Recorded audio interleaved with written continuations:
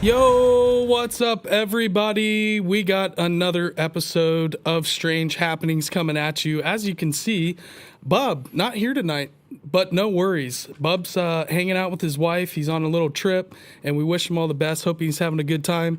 But we've got a special guest host here in studio tonight, singer-songwriter, MC.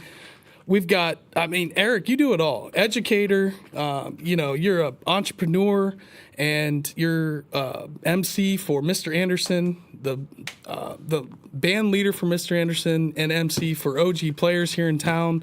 Eric, what is up? Welcome to the Strange Road. Happy to have you as my co-host tonight, brother. How are you? I'm doing good, Mikey. Thank you for having me, brother. Yeah, dude, we're gonna get into it. Super stoked for all you guys to meet Eric.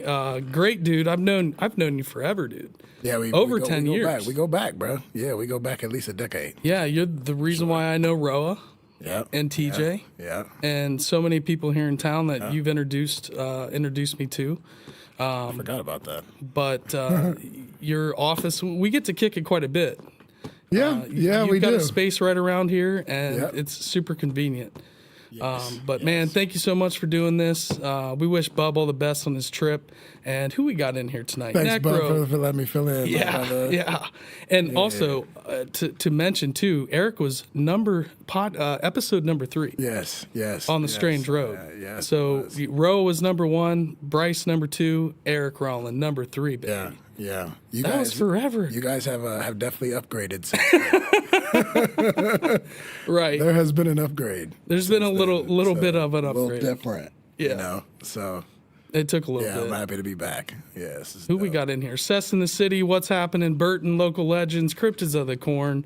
We've got everybody's in here hanging out. Super stoked. We've got a good episode tonight. You know what? Let me shout out real quick. You guys can find us Instagram, TikTok, Twitter, at The Strange Road. The live streams and premieres are always ad-free.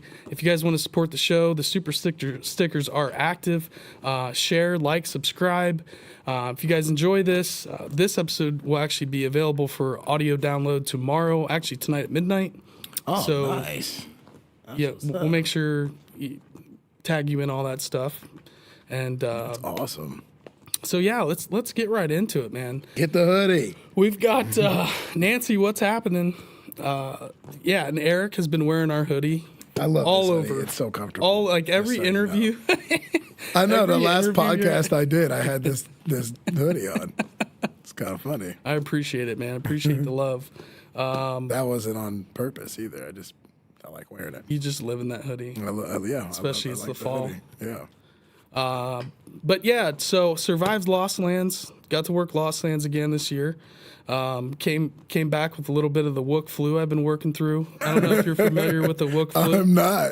Educate me. The Wook flu is something that goes around at big music festivals, and you can do your best to keep clear of fight it. Shady, situations. But every now and then, especially with the hours we were working and lack of sleep, you got to get your sleep. Well, when we go to Bonnaroo, we come back. You call it the Bonaflu.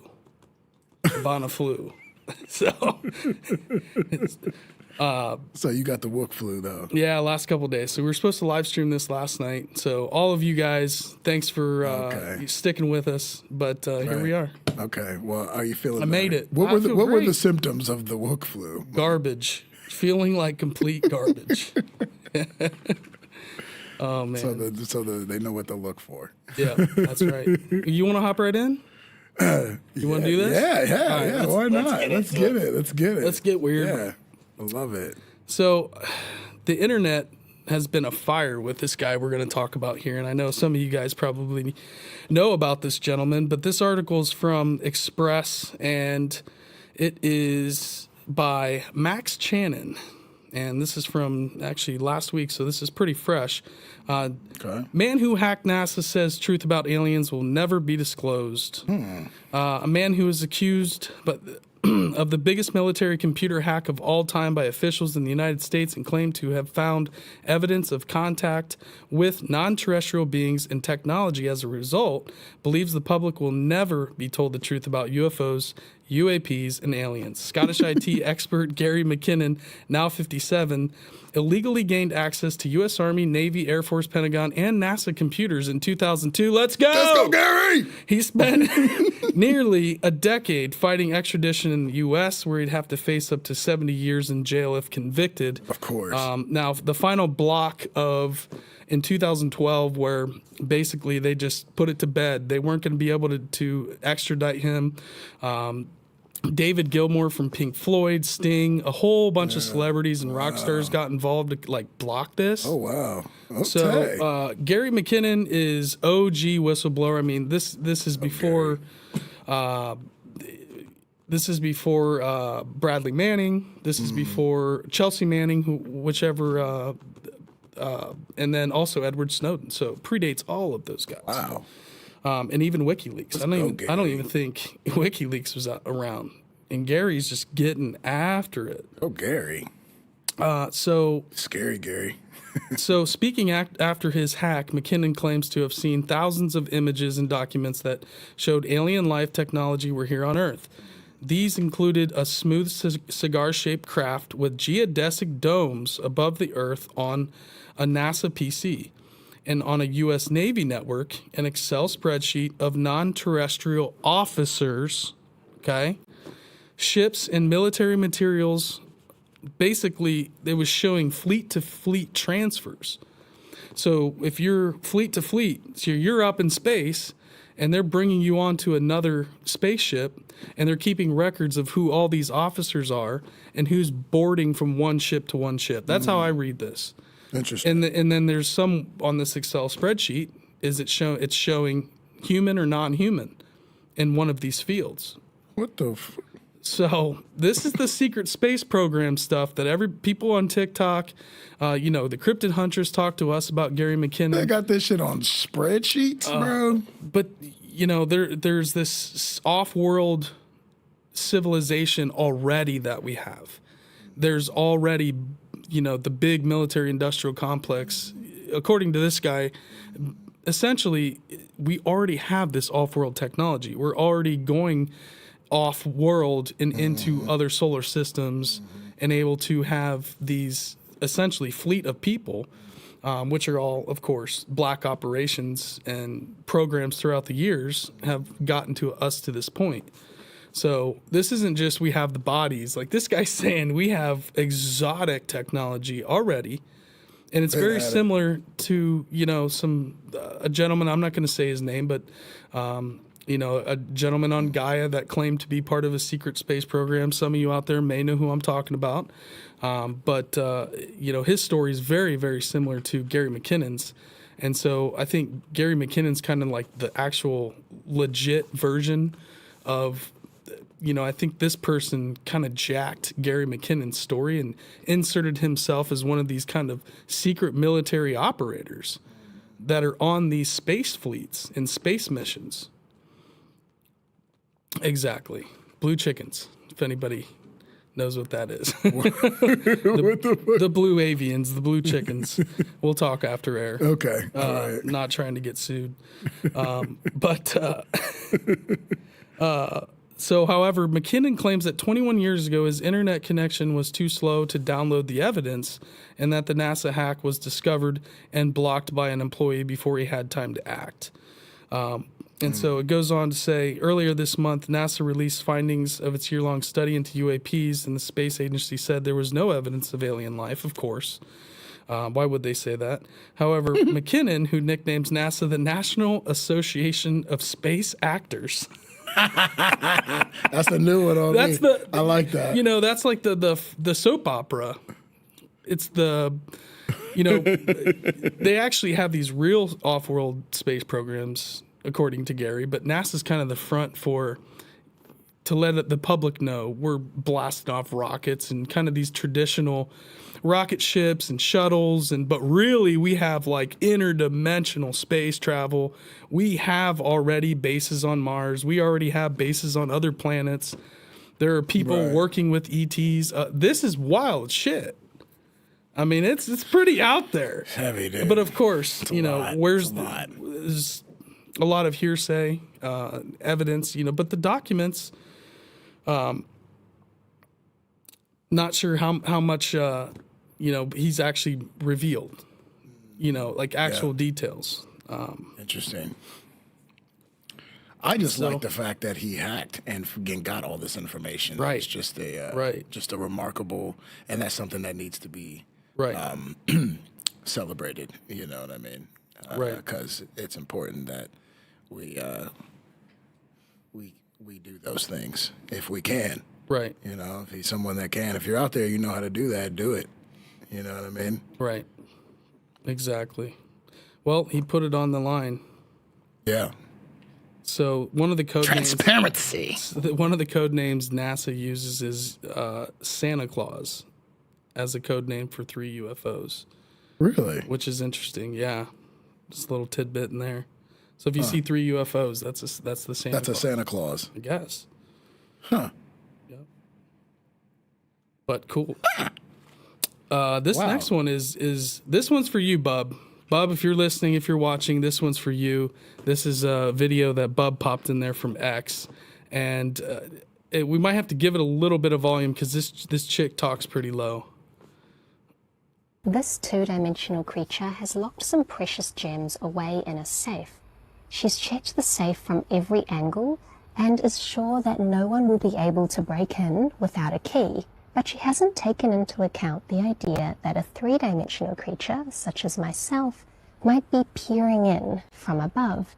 She doesn't even know the concept of above.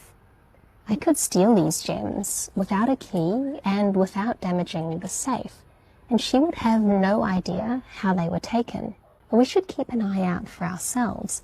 A four-dimensional creature could steal from our safes without a key, could take the yolk from an egg without breaking the shell, appear in a closed room, or see inside of our brains.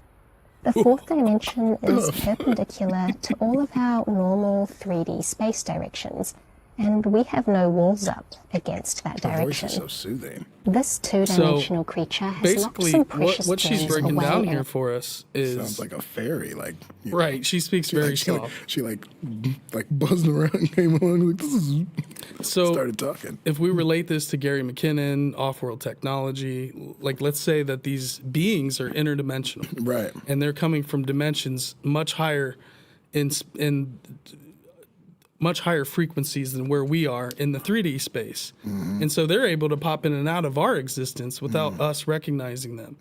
Unless we have some kind of updated imaging software, which in these F-16s and these newer jets, we're able to start capturing a lot of this stuff because it wasn't, reading the light spectrum with the old technology where we were able to capture this stuff. Like a shapeshifter. Yeah, so they come into our 3D space. They could come in and snag something out of our world. We wouldn't even know that they're there. So in a similar way, if you have an ant farm in 2D space, so as we observe, an ant farm's a great example. And so they're just within a window pane of glass. Right, so we can observe them. We can, they don't even know that we're there. We're in this 3D world. They're in this 2D world. And we can manipulate their environment without them even realizing that we're even a thing. So Bub really liked how she broke this down. It kind of broke his brain a little bit. I hope you guys could really interesting. Could hear that. Well, then you think about 5-dimensional and then 6, 7, and you start going up on and on, right to 12. So if that's interesting. There's 7th dimensional being that's so advanced, and people talk about ascension, human beings are going through this ascension process now, where we're ascending, and that's the whole story of Jesus and Buddha and all these kind of beings that were able to, they were normal people, but they were able to ascend to these kind of higher levels of consciousness or higher minds. Vibration, whatever it is. And it's Osiris and some of these stories, Gilgamesh and these people that were able to become great, like gods. Yep. It's the story of the demigods. Right. And And so you look at kind of like this religious view of ascension. I mean, that's what we're talking about. Right. Human beings, we're still in this kind of trapped in this 3D matrix where we haven't, some of us are, if you look into like some of the more new age thoughts, that's what those folks talk about, is this whole obsession with, ascending into these higher realms of existence. Right. 43, some people are going to get trapped in the 3D world as these changes happen. Right. Yeah. It's the Bible, all these ancient stories talk about this stuff. Same story everywhere. It's about your vibe, your vibration. Yeah.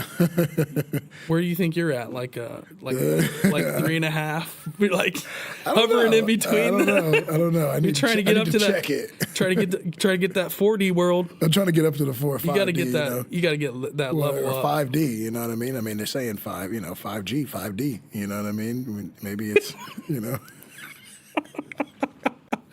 I'd say I'd say we're at like a 3, maybe 3.25. Oh shit.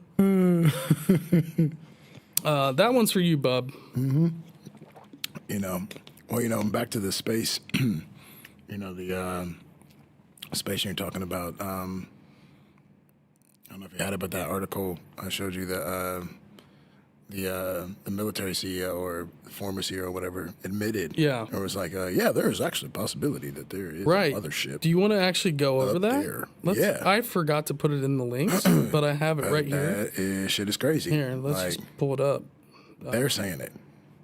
And it's, and that's been something that has been talked about for a long time, in the Muslim community is there's been a mothership hovering above Earth for a long time. And that's where like stars that dim, like when we see this mothership or there's something that obstructs light that's going in from when we're observing stars. And there's always like Nibiru, Planet X. Is there a whole mothership up there? There's a lot of mysterious stuff. It's pretty crazy. But let me just send Stoner this link real quick. I don't know if you can even pull it up. Doesn't matter. I'll just read it. Pop that guy in here. So we got, this is from Observation Post by Zamon Perez. Pentagon UFO chief says alien mothership in our solar system is possible. There's a possibility that extraterrestrial motherships and smaller probes may be visiting planets in our solar system. The head of the Pentagon's Unidentified Aerial Phenomenon Research Office noted in a report draft shared Tuesday, an artificial interstellar object could potentially be a parent craft that releases many small probes during its close passage to Earth. Wow. And an operational construct not too dissimilar from NASA's missions.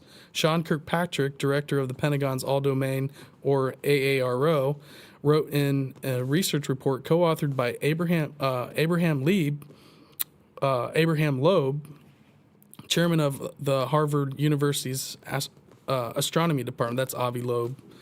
Kirkpatrick, who was appointed as director of the AARO when it was founded in July 2022, previously served as the chief scientist at the Defense Intelligence Agency Missile and Space Intelligence Center. The AARO was established to investigate unidentified flying objects. Loeb, on the other hand, gained notoriety when he proposed our solar system had been traversed by its first extrasolar visitor in October of 2017. And at that time, the Pan-STARRS telescope in Hawaii detected an object moving at the speed that caused some scientists to suggest that it originated outside of our solar system. The object orbited. That's when everybody's freaking out about Planet X and Nibiru. I remember when that happened. Yeah, dude. That's all the Zachariah Sitchin. He's a scholar that decoded the Sumerian text and wrote a book called Chariots. Not Chariots of Gods. That's Eric Van Doniken. It's slipping my mind, but essentially he translated the Sumerian text and 12th planet. Yes, thank you, Kyle. And it translated into basically we were created by these Sumerian gods to mine gold, and they essentially created us from lower primates. And these gods, as basically we had become their slaves, and they helped create civilization in Mesopotamia and the Sumer area. So And Planet X was this huge this planet that comes around like every 16,000 years. And that's where the Sumerians came from, Enki, Enlil, and all these gods. And so people are like waiting for the return of Planet X, Nibiru, and this happened. People were freaking out. I think it's here, y'all. Yeah. I think we're here. Yep. Welcome. It was, I think it might have been a few years ago, maybe 2-3 years ago. I was going to pick up Madison from Indiana. Yeah. And we were on our way back to Columbus. So we went to the border, and then we were coming back from Columbus. And we were driving, and it had just gotten dark. And both of us saw this, and she tries to act like she doesn't. She didn't see it, but we both saw this. It looked like a shooting star, but it was like it had like a color around it. It had I think it was like either green or like purple or something like that. And when it shot, like, you know, a shooting star shoots across the sky. This shit shot straight down. This shit was coming straight down. And I saw it, and I was like, and I looked at her, and she looked at me. She was like, wow. And I was like, you saw that? I was like, you saw that? And she was like, no. And I was like, yeah, you saw that. I was like, what was that? She was like, scared. She was like, oh my God, what's that? I was like, I was like, that was a UFO, Maddie. And I was like, that was a UFO. By definition, because I've always, that was a UFO. And I was like, well, there it is. And I was like, we both saw that shit. It was crazy. Wow. Yeah. Great story. I witnessed that with my daughter. Yeah. Wow, how special. Yeah. It's pretty crazy. Damn. So I definitely... You're a believer. Yeah, I'm definitely I'm aware. You know what I mean? I saw it. I saw it with my own eyes. You know, I don't think it's a matter of believing it or not. I saw that shit. What do you think about the government getting involved all of a sudden out of the blue? I think the government's been involved. But like all these congressional hearings and... Oh, this is a show. Right. It's a show. This is bullshit. It's straight up bullshit. They've been involved for this entire time, and now they are just trying to... Play catch up. Well, they're trying to... some way. They're trying to, you know, shape the narrative of what they want people to believe and what they want people to perceive, you know. So, you know, they don't have to be transparent about whatever it is that they're doing when it comes to technology or, you know, any of the manipulation that is happening above and below ground and in space. You know what I'm saying? Now, do you think Congress and they've known all kind of the surface level, or do you think that the darker elements of our government, that's where it's all happening, but Congress has been left in the dark until recently? Or do you think that everyone's known about all of this the entire time? Oh, yeah, I think everybody's known about it. Because, they're kind of useful idiots in a way, too. No, this is information. I mean, this is information that is taught in the secret societies and stuff. You know what I'm saying? They talk about all this stuff, and a lot of those people that are in Congress and politicians and stuff, they're all in those lodges. Come on, man. Like, you know what I'm saying? Like, they already know what's up. Yeah. You know what I mean? It's just, and they are all in on, you know, what it's going to look like to us. Right. You know what I'm saying? Right. You don't think the Masons and the groups that they're involved with don't have some kind of text that talks about ancient visitors and the history of all that stuff? Yeah, it's all there. And the real history of Egypt and Stonehenge, like... Yeah, they know about all that stuff. That's ancient knowledge. Like, that's the truth. And the truth is what the rich know. That's why they rich. Yeah. They hang it over our heads. Yeah, exactly. And you got to, like, weed through QAnon conspircies. And you got to... You gotta. Well, see, it's you know, there's a difference between telling somebody the truth, and then telling somebody or deceiving someone.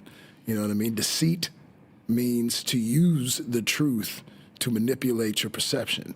You know what I'm saying? So I think what we're seeing is a bunch of truth coming out. Yeah. And there's a lot of this, but there's slivers of shit.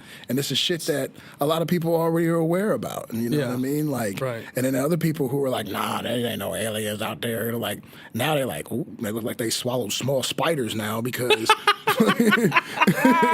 because the truth done smacked them in the face. But in reality, we're really still getting deceived because they're not telling us everything. Yeah. You know yeah. This is such a surface level stuff where, you know, even people that are really, really dug in, and a lot of people say it's just this giant, I guess, psychological experience that we're all having collectively that they're aliens. There's not really aliens. It's just that's what human beings do. Yeah. We project these things, and then it becomes this like Right. wave of pop culture, if you will, of like, you know, everybody's buying in the aliens are real, but actually it's just this human phenomenon that none of this is actually going on. Right. And so I feel like some people are kind of taking a second look of folks that would just never consider this being real or viable as something that's actually happening. Right. But you and I, you know, I'm sure you've been into aliens and weird stuff from when you were a kid. Yeah, yeah. So you've taken a long time to. Well, you try to be you got to be open about it, especially doing music and stuff. Like, you know, you have to keep an open mind, and you know, being creative means you have to be open. Yeah. You know, to things, and I'm Right. definitely open into those possibilities. I mean, it's math. It's mathematics. You think about it, you add it up, like you look up. You know, when you go outside, you Right. see all the stars. Go in to the Southern fucking sky, Ohio. you're like, oh. Like, you can't tell me that there isn't, you know what I'm saying, other things and things like that didn't, like, just, like, dawn on you for a second. You know what I'm saying? Like, you know, if you ain't at that point yet and you still walking with your head down, I don't know what to tell you. You know what I mean? Yeah. Like, We've had plenty of opportunities to wake belly, up. get a glass belly button because, you know what I'm saying? You got to figure it out, bruh. Like, lay on your back and figure it out. Especially with the internet. Like, what's your excuse? Yeah, you don't have an excuse at this point. Unless you know? you're It's kind of funny. Yeah, you don't, but, you know, with all the disinformation and propaganda, it's really tough to weed through. Some people just get overwhelmed with data and they don't know what's up and what's down and what's right and what's left. And I think another way, you know, another way too, especially if you're aware, you are aware of it, is you know, tapping into it, because, you know, I think it's, you know, it's all a matter of the, you know, vibes and frequencies and whatnot, and whether or not you are aware of it and you are like tapped into it. You know, like I can feel this table right here because it's vibrating. You know what I'm saying? Like, so it's like it's you know, meditating on those types of things and, like, you know, trying to figure out more about it and whatnot. I think, you know. what is reality? Yeah, exactly. Yeah. Yeah. Yeah, what is it? What do you What is think? it to you? What is it, and how are you creating it and perceiving it? You know, because we create our own reality. We are creating it as we proceed. You know what I'm saying? You're creating yours right now. I'm creating mine right now. You know what I'm saying? And we are in each other's realities. You know what I'm saying? Yeah. But at the end of the day, it's like, you know, it's like a VR. You know, our eyes work like VRs. Yeah. So light's going in, figuring it out, boom, we're projecting it, and that's what it is. You know what I mean? And we Push our thought back out, respond to that. and yeah. everything that we create starts with a thought. Yeah. But we're taking all this information in first and then digesting it. Right. And then maybe it inspires you to be creative. Or do you think it's something that you're tuned into, or do you think it's something that is already inside you? I think it's all inside of everybody. It's just whether or not you're recognizing it and being aware of it and tapping into it. That's all it is. Yeah. You know what I mean? Like, it's because, you know, when I try to, you know, teach youth about expression and songwriting and creativity and things like that, like, it's all about it's about how you, you know, how you perceive it and how and what your output is. You know, Right. in a way. Because when it comes down to creating, like, you know, it's not you know, I try to get them out of the, you know, getting likes, being famous, being known, you know, like getting clout, like all that, you know, bullshit has nothing to do with it. You know what I mean? Music is a weapon. Vibrations and frequencies are weapons. The military uses them against us all the time. Right. You know, turn on your damn TV. That's a frequency coming out of that shit. You know what I mean? Like, so. And it can also be used to take you to higher realms. Exactly. Or lower. You know, as above is below. Bro. You know what I'm saying?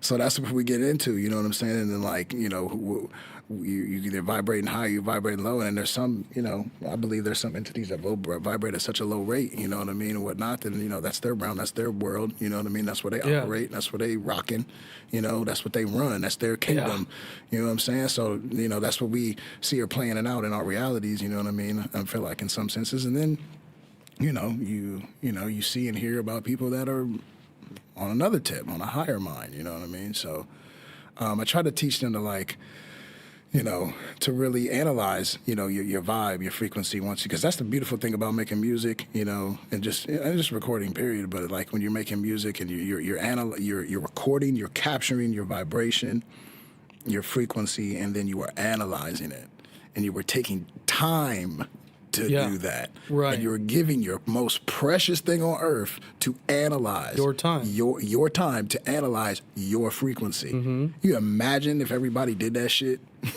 You imagine if everybody on earth did that shit. Right. You know what I'm saying? And just took the time to just like look at themselves and analyze their frequency and their vibe and what they output and manipulate it and change it and make it more sonically appealing to themselves and the people around them. Looking at yourself scary. Yeah, I know. And everybody's scared of their voice. Like everybody, every youth I deal with. I hate hearing my voice. Yeah, it's like because it's different. It's different than the way it sounds in your head. The way it sounds in your head because all the bass and everything is going through your cheekbones and shit. Right. You know what I'm saying? But it's you. You know what I mean? So if you take that time to go into it and figure it out and whatnot, naturally things will start to be revealed to you about yourself and things like that, and then it becomes way deeper than just getting 1 million views or something. You know what I'm saying? It's like you are you're really altering the the fabric of your reality right now. Right. How long did it take you to find your tone, your voice, as an MC? I mean, is that something that you took a long time to develop, or did you kind of always have vibration because your sound and your music changes, like whether it's OG Players, whether it's your Mistar Anderson, you kind of have that like you have a very unique flow. Mm-hmm. You have a really unique sound that's not like anybody, and I think you guys running those hip hop nights for years at rehab, just freestyle. That helped out for sure. God, and that's how I met. We kind of met through those shows. Yeah, you invited me. I came out to shoot some video. Yeah, we met through EOP. We met through when EOP. You were doing the Cbus sessions. Yep, the Cbus sessions. Yep, and I was looking for somebody to document Mistar Anderson. Yeah. And then you started inviting me to those hip hop nights. That was fun. Yeah. That's where I met Roa. Yeah. That was cool. Well, I mean, I guess as far as my voice, I don't really, I don't really think about it anymore. Yeah. You know what I mean? Like I'm comfortable with it, so that's not something that I think about. You know what I mean? Yeah. It's like, but you're aware of the frequency that you're putting out. Yeah. Especially when you're playing with other people and whatnot. Like, I try to adjust to whatever or whoever I'm playing with and whatnot, and listen to how, and so to make it, blend together in my head. I try to just focus on that. When I'm playing and just staying with the people that I'm playing with sonically. So it's like, and then even when I'm recording, if I just, if I do it to a beat or something like that, then I'm trying to do the same thing, And I'm actually, I want to record another album, a solo album, and I found some really great players, and hell yeah, yeah, and I want to do it like a different way than I've done any of my recordings. You know what I'm saying? Like I want to do a lot more, harmony and melodies on it, and just a little bit more singing, but it still be the same amount of content and rhythm that I normally put in the things I just rap on. You know what I'm saying? Yeah. So I'm looking forward to that. But it's really it's just like anything. The more and more you do it, the more comfortable you get with it. Mm-hmm. And it is what it is. That's beautiful, man. Yeah. I love your shit, and you guys should all go check out Eric's shit. All the links are in the description. I don't know, how would you describe Mistar Anderson and OG Players? Yeah. Mistar Anderson is the funny thing about Mistar Anderson is me and my friend Tony Fincelli started that band, and we played in a band called the LES Crew, and the LES stand TJ. Yeah, that's where I met TJ. The Living Energy System. LES. That's such a great name for a band. Right, yeah. The Living Energy System. Chris, the DJ, came up with that name. It was a book. It's called Living Energy System. And so we were playing in that band together. And then as we were playing, we wanted to figure out how to make some, we were just hustling. So we was like, let's start a cover band and let's start playing, because I was noticing that there, cover bands were getting booked and getting paid. So I'm like, well, shit, we already play. Like, let's get a cover band. Let's get a cover band going on the side. Yeah, so we can make some money, some extra money. So we got a cover band going on the side, and I went and got, Andre, and he went and got Brandon, and we started rocking together, and just learning, hip hop covers and the covers that we liked. Yeah. And, make a long story short, we, Dre brought some beats, to the practice, and because we were talking about making some original stuff, we'd learned a bunch of covers, we were playing shows, we started making money, we were accomplishing our goal, you know what I mean? Yeah. So we were like, let's make some original stuff, because that's the it's the crapshoot, you know what I mean? Right. That's the so you don't have a cap, you never know. So we wanted to make some original stuff, so Dre started bringing beats to the thing, and we started making up songs, you know what I mean? We just started pouring, we just started being creative, and then we were first called the This Hip Hop Project. That's what Dre called us. This Hip Hop Project. We had a show. Not bad. Yeah, it was cool. He didn't know what to put on it. We had a show. We didn't know what to call us. It was funny. We got a show at Cara Bar, and we didn't know what to call ourselves. It was for like a DJ night or whatever, and we didn't know what to call ourselves. We just were going to play some hip hop covers, and we forgot to come up with a band name. We literally forgot to come up with a band name. Just learned a bunch of songs, and then we got a show. We're like, oh shit, what do we call ourselves? So we were This Hip Hop Project because Dre didn't know what to call us, and then eventually it turned into Mistar Anderson. And the concept under Mr. Anderson, the reason why it's called Mistar Anderson because it's everything is one, like concept, because Mistar Anderson is Neo, and Neo means one, and everything is one, type shit. So that was the whole point. That's so awesome. Yeah, that was the whole point of this is what's called Mistar Anderson, and then everybody, we have a collective of musicians. There's been over 25 musicians that have been in Mistar Anderson since we've been, since we've had it. You guys have we've had some heavy hitters. We've had some great musicians play with us, and so everybody. There's been a lot of contribution across the board. Yeah. So that's just what it is, and it ended up turning into like a lightweight super band, and we made a bunch of great original music, with me and Andre. Actually, the last record we put out, we we made the record. We made the record in my basement, and we were just, he would just go through a record, throw it on a 303, chop it up, I would freestyle to it, and then we're like, all right, next. And nice. Yeah, and that's how we made the last record. It was just like off the cuff, Yeah. And but that's what you feel good about is those well creative moments. Yeah, because something I'd never done before. Yeah. The first cover bands are great, but making your own sound. Making your own sounds, yeah, and then eventually turning that. But that first album we did 10 songs. I wrote all of them. You know what I mean? And some of them were inspired by, one was, Herbie Hancock, Grover Washington. There was one by Bobby Humphrey, Mushroom Jazz.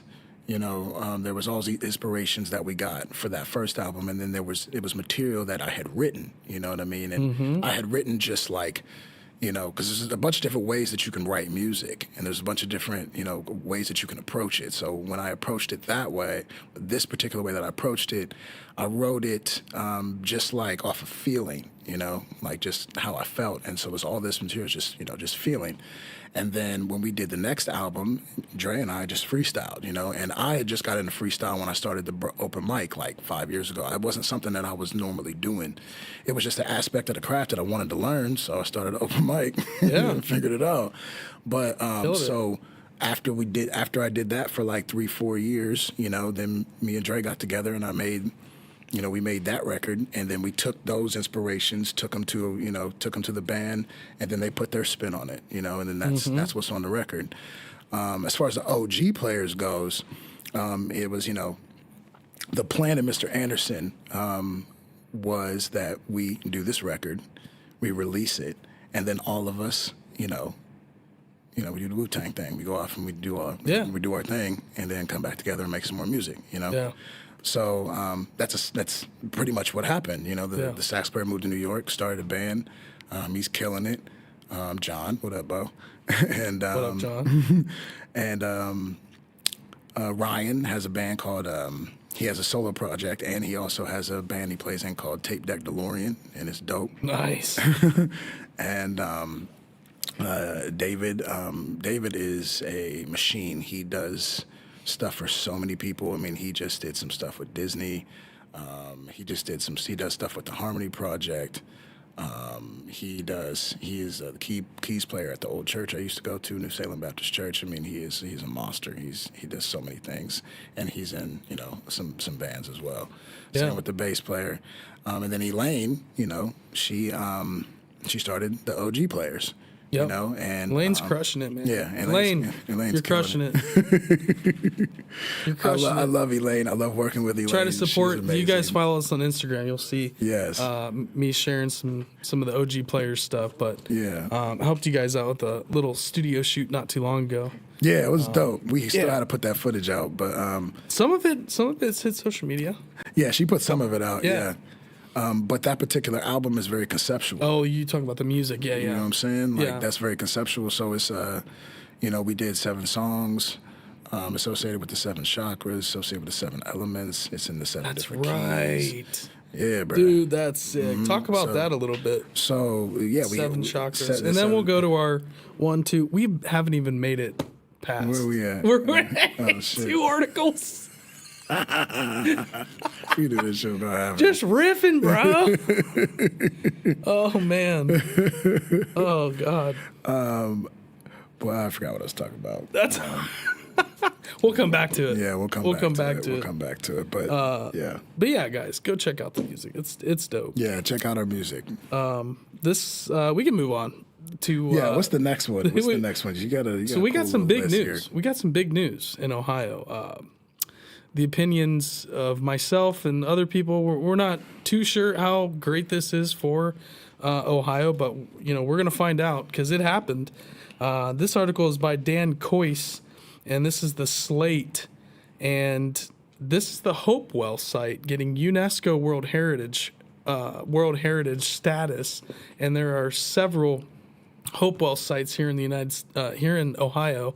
The big one that everybody knows is the Newark Earthworks, which is the Newark Circle, the Great Octagon, which has been, a lot of things have been happening with the Octagon because it was owned for over 100 years by a golf resort, a little country club. For over 100 years, they've leased this land, and recently it was just voted that basically they're kicking them, that they're terminated their lease, which has protected this Octagon. So some people are like, oh, it's a golf course, that kind of sucks.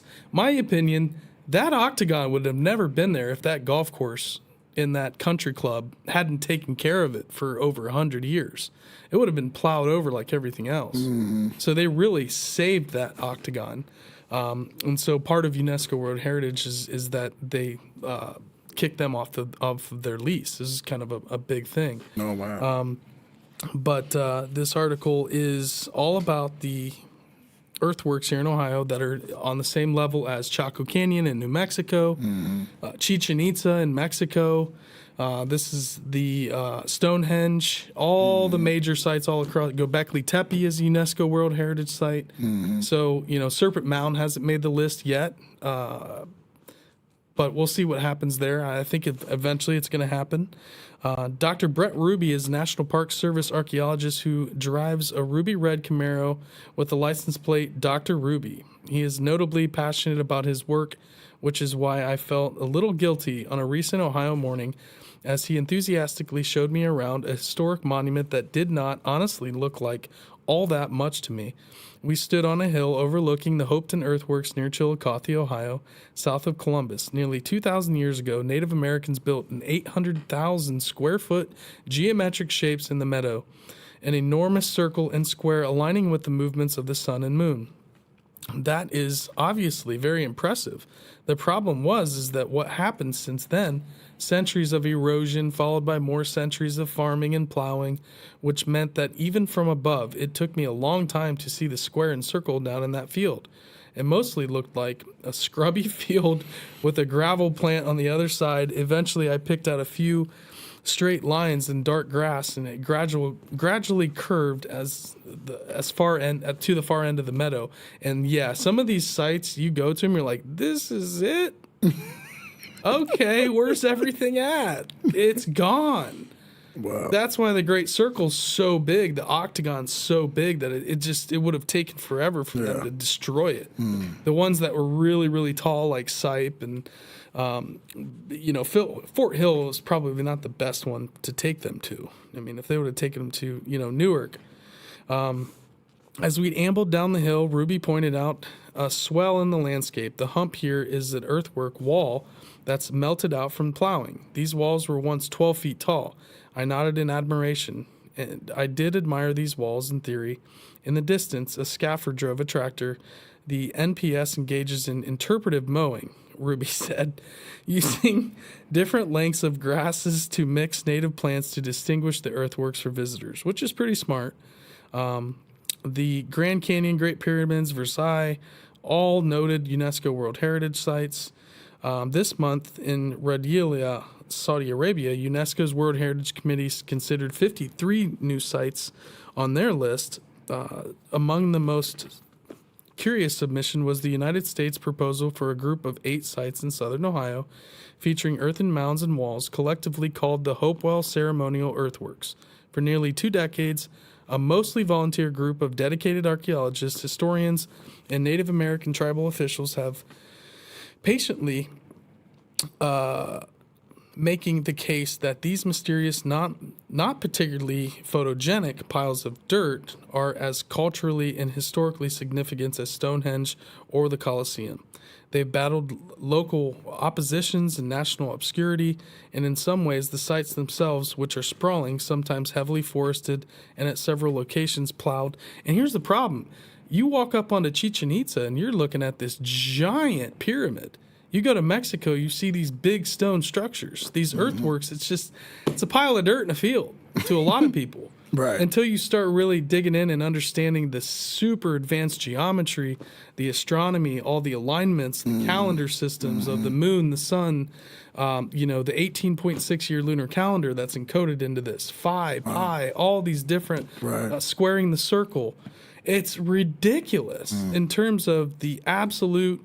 Is it as advanced mathematically, geometrically as any site in the world? Yes. If not, in some cases, more. In some sites, could be more advanced in terms of the amount of alignments and geometry and weird shit that they were doing.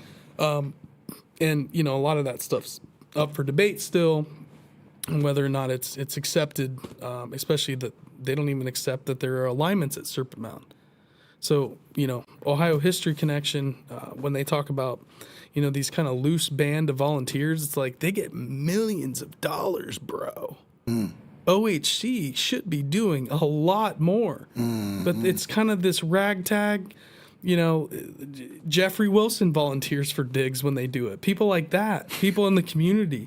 They're the ones out there doing the work a lot of times. Or you have independent guys that are paying for it themselves, where OHC is not really funding a whole lot. It's like, what are you doing with the money? What are we doing here? What are we doing? You've got an endowment that's millions of dollars. What are we doing? From Columbus Foundation, I mean, all these big-time heavy hitter. Whoa.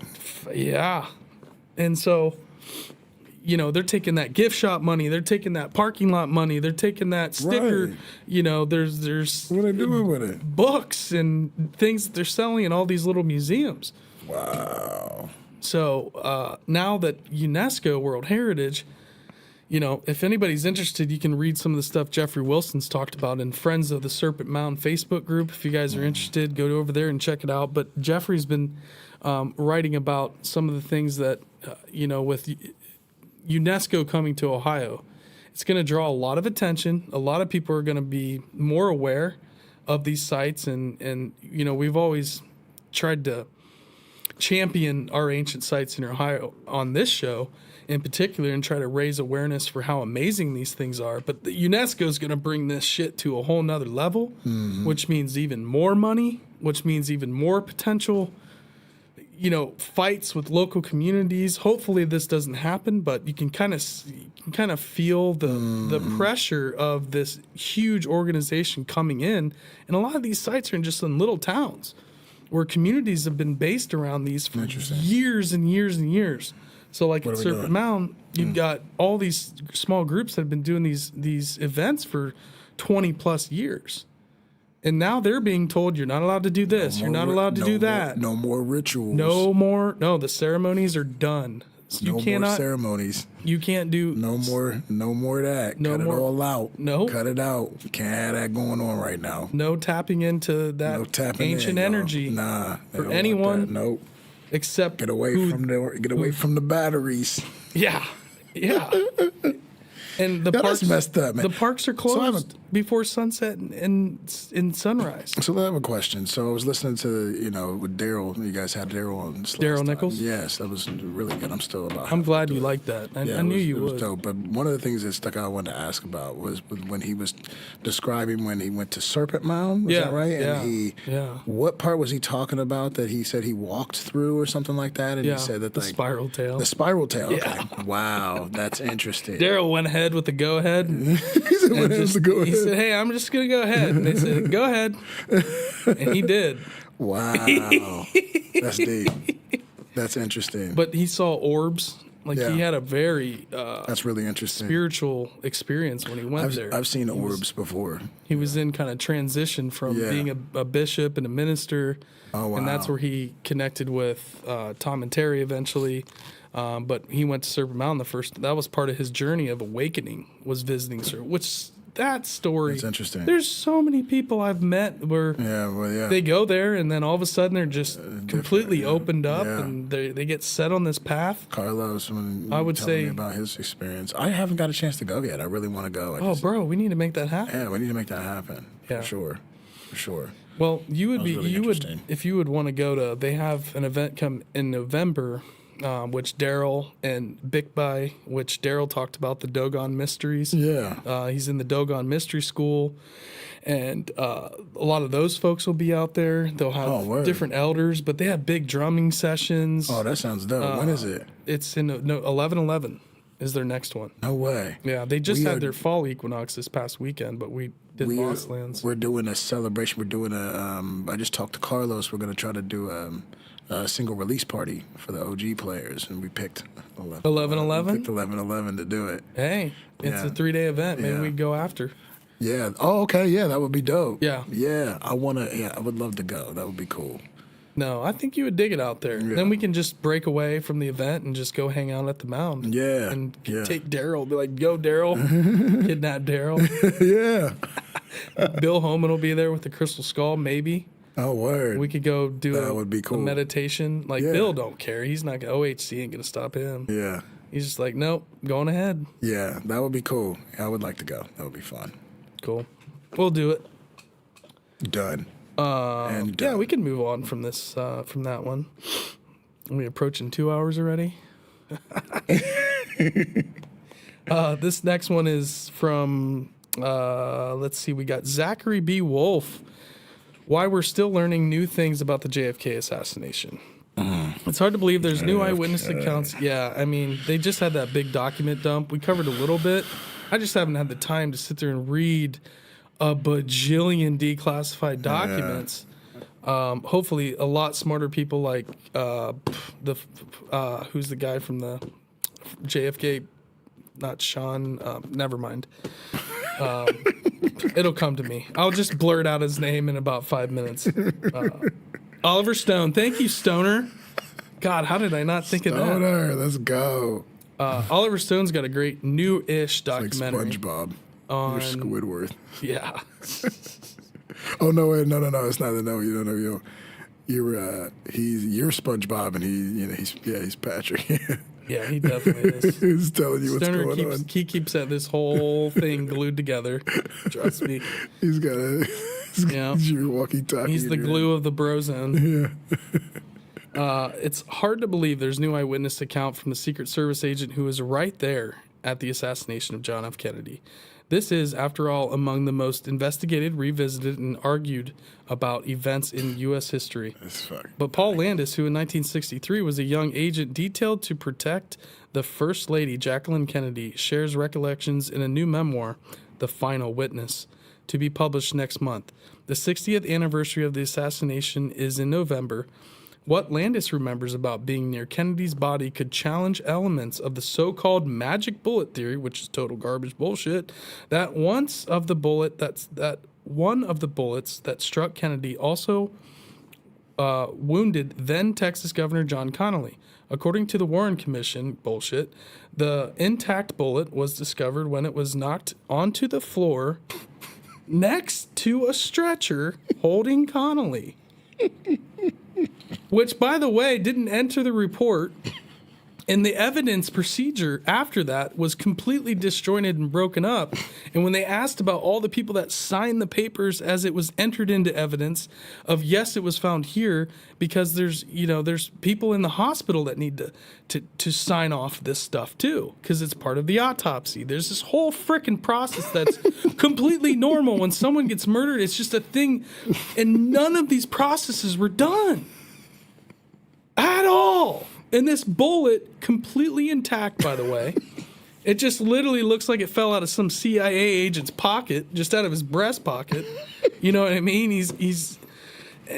And when a bullet hits a body or hits bone or hits pretty much anything, it breaks up, it deforms. If you look at that bullet, there's photos of the evidence. But it hit a damn thing. Oh, dude, it was clean. Clean like a whistle. Yes. 100%. So should we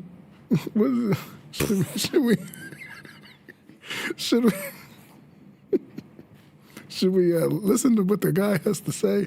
Are we gonna? Well, yeah, we'll get into it. Did you? Yeah, sorry, I had to rant about that. Appearing in his first television interview on CNN's The Lead with Jake Tapper Wednesday, Landis, now 88, described the assassination and said he retrieved a bullet from the limousine that had carried the Kennedys. No. See, oh my God. Landis said that he later placed it in the exam room where the president was being treated at the Parkland Memorial Hospital.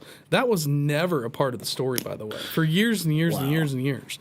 That he got it from the limousine and then carried it to the stretcher? This just sounds fishy. Oh, the story just changes, dude. Changes over time. Fishy. He described a chaotic scene as his split-second decisions both to remove the bullet from the limousine and then place it next to the president. Again, there's processes like you can watch processes in place. You can watch Dexter on Showtime and learn most of this within the first season. Okay? You don't think they had this kind of stuff? There are procedures in place. And that are always followed, except this one time. It's one time. Well, yeah, sure, it's chaotic. It's one time. But, somebody's got to not lose their shit. Dude. Somebody has to be grounded. You sent me this, I was like, what? The video was just like, what is this? So he, in quotes, I thought, well, this is the perfect place to leave the bullet. It's an important piece of the evidence, and this was the opportunity to leave it, Landis said. Why he waited so long to speak? That's what I was just fucking saying. Everything was pretty stressful for all the agents, Landis told Tapper, explaining why he did not tell supervision about the bullet at the time or in the intervening decades. Come on. Decades. I just stayed in the view of Mrs. Kennedy, Landis said. I was afraid of I was going to pass out, and I kept telling myself, I've got to hang in there. He was never interviewed by the Warren Commission. Imagine that. Wow. Which was, again, horseshit. He said he was afraid that if he would have broken down. You poor baby. And be an embarrassment to the Secret Service, sir. You're an embarrassment. I don't know what to tell you. Haunted by his experience, Landis said he left the Secret Service less than a year after the assassination. Wow. Yeah, doy. Most of those people all end up turned up dead. mysterious plane crash. A lot of those people that are around and Surrounded yeah, like coroners and doctors and nurses and people that worked at the book depository ended up dead, you know, that had actually seen, you know, what's his name?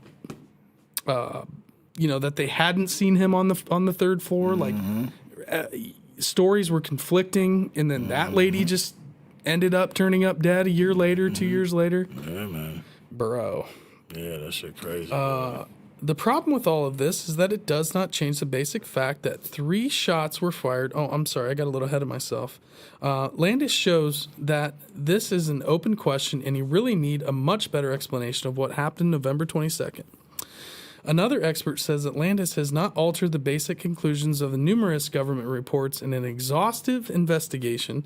Ferris Rookstuhl III is a former FBI analyst who reviewed Kennedy's assassination documents. The problem with all of this is that it does not change the basic fact that the 3 shots were fired from the southeast corner of the Texas School Depository. Well, that's not what the Zapruder film shows. At all. What does it show? The Zapruder film shows, which, again, didn't even get aired. No one saw it. Time magazine had it in a vault for at least 12, 13 years.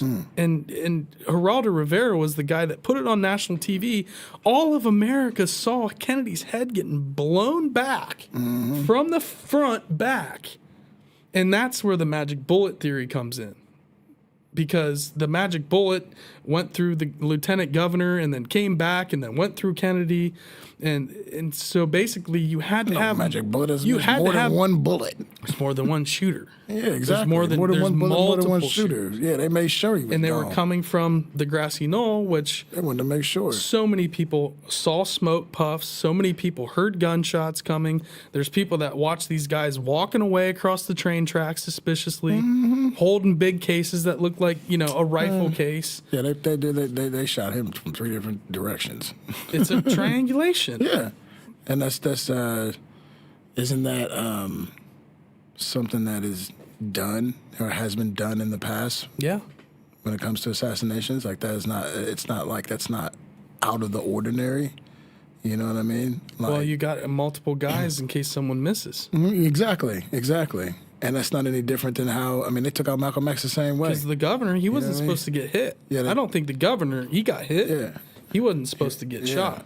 When they shot Malcolm X, they rented out the ballroom 3 weeks beforehand. The government or CIA or whoever is what they said in the Information Act, whatever, the Free Information Act. They rented out the ballroom beforehand and they drilled holes in the ceiling. Oh, that was a total setup. Threw dude. holes in the ceiling and shot him from above. Yeah. You know what I'm saying? Like, and then not only that, when he was shot, they killed like 2 or 3 other people in different places on the planet. Right. Like within like 24 to 48 hour period. Right. That were Connected with the same things that they were all fighting for. Isn't that some shit? Right. You know what I'm saying? Red flag. Yeah, like, bro. So yeah, man, they've been doing this shit, dude. And I think, I mean, Martin are we gonna Luther watch King this? Are we gonna Jr.'s watch this guy interview or whatever when he? What's his name? What's the guy's name? Who? That guy. Is he interviewed? Yeah. Did you watch that video? How long is it? I It's- might be able to play it. Let me see real quick. Yeah, I watched. That's why I was Let's wondering. see if how- I A watched new it, 'cause this is- version of yeah, what he interviews might him real quick have on the- happened to the quick, it's magic not that. bullet that was key to the official Here we story go. of the assassination of President John F. Kennedy, according to the Warren Commission report. This is in a new book called The Final Witness. A Kennedy Secret Service agent breaks his silence after 60 He's trying to years. make some I don't know money. if this The book is just by everything one-time I just Secret read. Service agent That's what he's Paul trying to make some Landis, money. who was then in his late 20s and provided security for the First Lady, Jacqueline Kennedy. Now, Landis's book is adding to the controversy over what has been called the magic bullet theory, a reference to the Warren Commission's conclusion that before the fatal shot hit Kennedy in the head, a single bullet, recovered almost intact, passed through Kennedy's throat and continued on to seriously wound Texas Governor John Connally in the seat in front of Kennedy. Landis was in the car directly behind President Kennedy's limousine on November 22nd, 1963. He heard the shots and he saw with his own eyes much of what happened. Landis filed reports and continued working in the security detail for Mrs. Kennedy, but he left the Secret Service less than a year after the assassination, and he never mentioned then his own moment with that single intact bullet until he says he found out the Warren Commission report did not match his memory. Landis writes, quote, the super bullet hadn't been on Governor Connolly's stretcher in trauma room number 2. I recognized it as the bullet I had found in the limo and placed next to President Kennedy's feet in trauma room number 1. What the? That assertion has kicked up a debate over the so-called magic bullet, and former Secret Service agent Paul Landis joins us now to talk about his book. Thank you so much for joining us, sir. So you were in the car directly behind Kennedy's during the Dallas motorcade. What do you remember about the shots being fired? I was riding on the right rear bumper of the halfback, the follow-up car, and we had just completed our turn off of Houston Street onto Elm, and the two cars, the president's limo, halfback, the follow-up car, were just straightening out when I heard a loud report that I recognized as coming from a high-powered rifle. And I immediately turned, looked over my shoulder to the right where the sound had come from, and I couldn't see anything right away. And I turned quickly and looked at the president, and President Kennedy was kind of leaning a little bit to his left. That's when he got hit. Towards Mrs. Kennedy. Like in the shoulder. There was or a heart. second shot. Yeah. Again, there was I saw no reaction from where I was inside the president's limo. And we were starting to move at a little higher rate of speed. Clint Hill was racing towards the president's limo. And almost immediately after the second shot, there was a third report, and we passed under the overpass and raced from there to Parkland Memorial Hospital. Yeah, I want to get to what happened at the hospital, but just to that's okay. Clarify, that guy's. Do you think there was only the fact that you went and picked up the bullet? Yeah. And pocketed it. Yeah. And then said the reason why you picked up the bullet and pocketed it because you didn't want anybody else getting a souvenir. And then the Warren you took it Commission as a souvenir. didn't match his memory, which all of the statements they took, all the people working in the hospitals, like I said, everything the Warren Commission put in the report, these folks were like, I never said that. I never signed off on that. I have no clue. That is not the autopsy that I gave at all. This isn't even the president's brain is a big issue.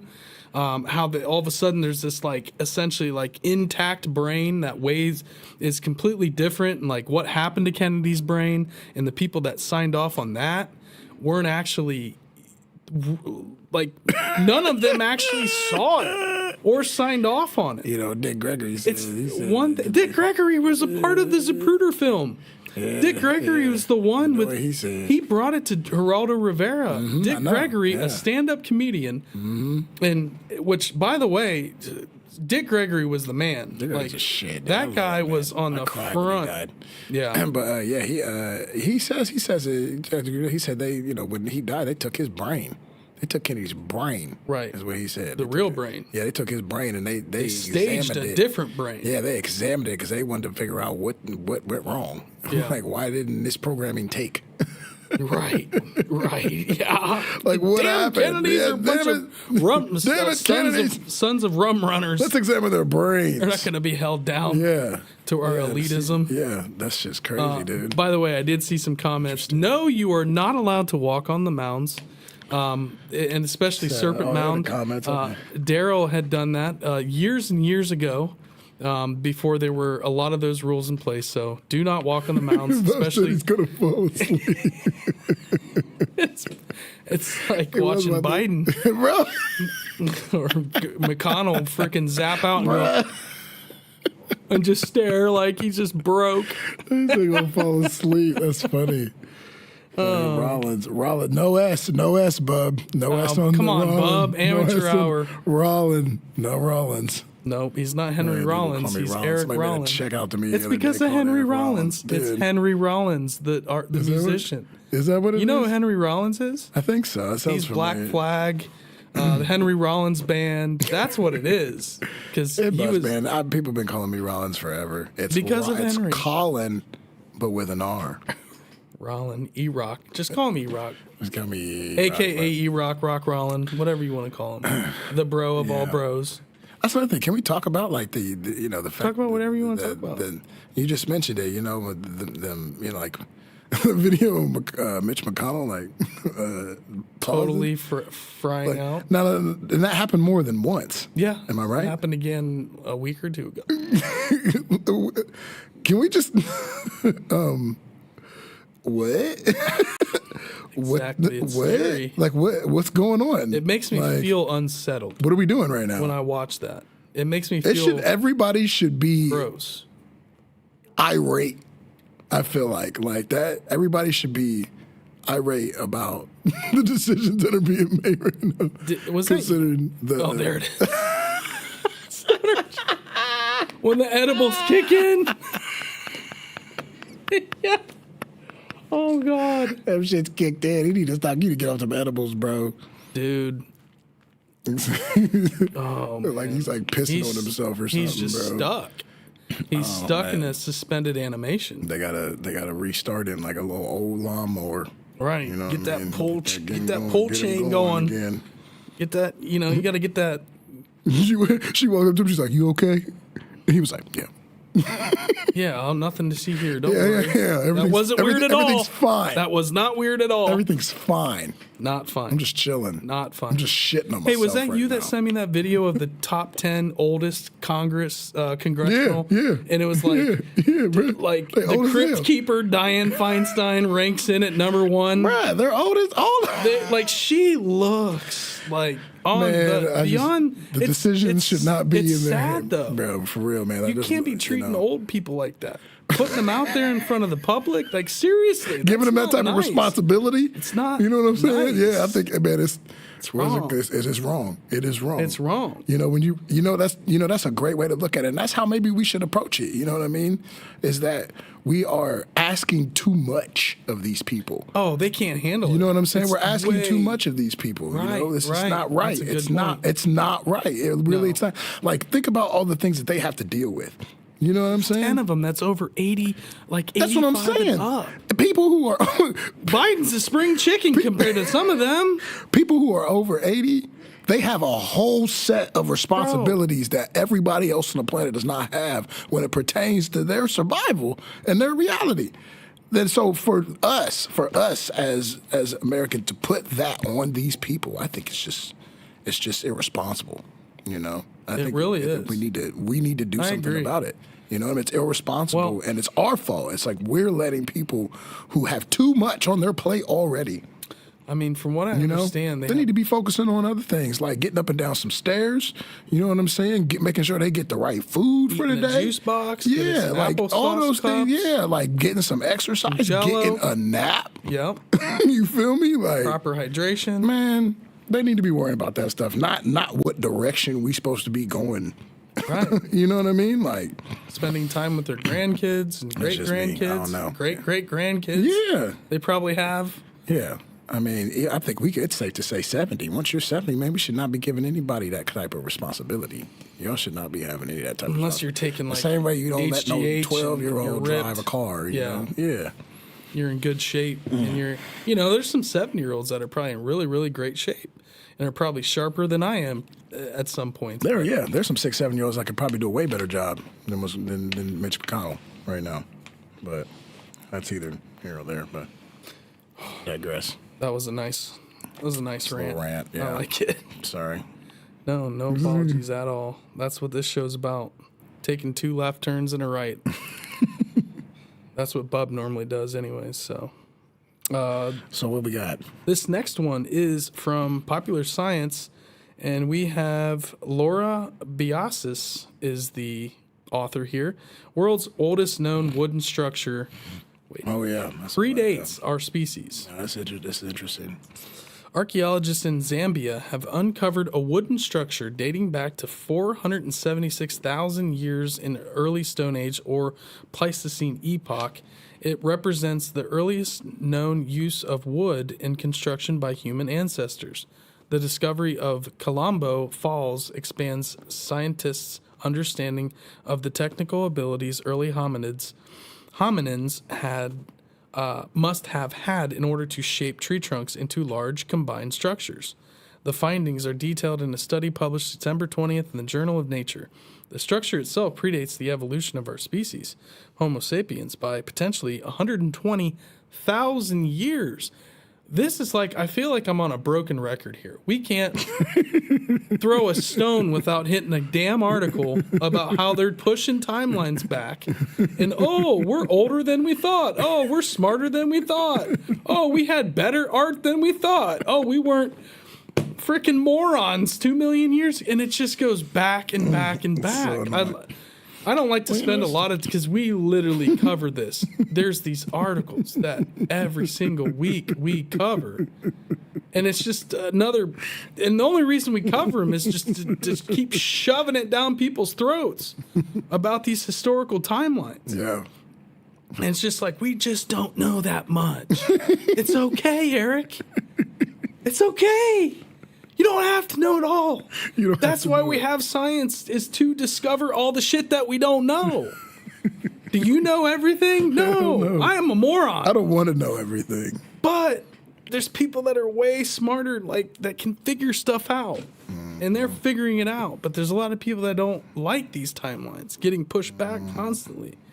Colombo Falls is a 722-foot tall waterfall that sits on the border of Zambia and Tanzania and is the second highest interrupted waterfall on the African continent.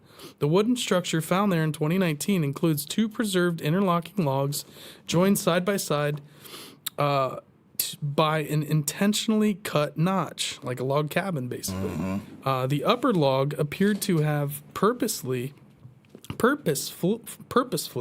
shaped, and tool marks were found on both the logs, and a collection of wooden tools was also found. The find is the earliest known evidence of humans deliberately shaping 2 logs to fit together. The authors believe that the logs may have been used to build a raised platform, walkway, or the foundation for dwellings. Constructed in the region's periodically wet floodplain, previous research has shown evidence that the wood use at this time was limited to its use for digging as spears and making fire.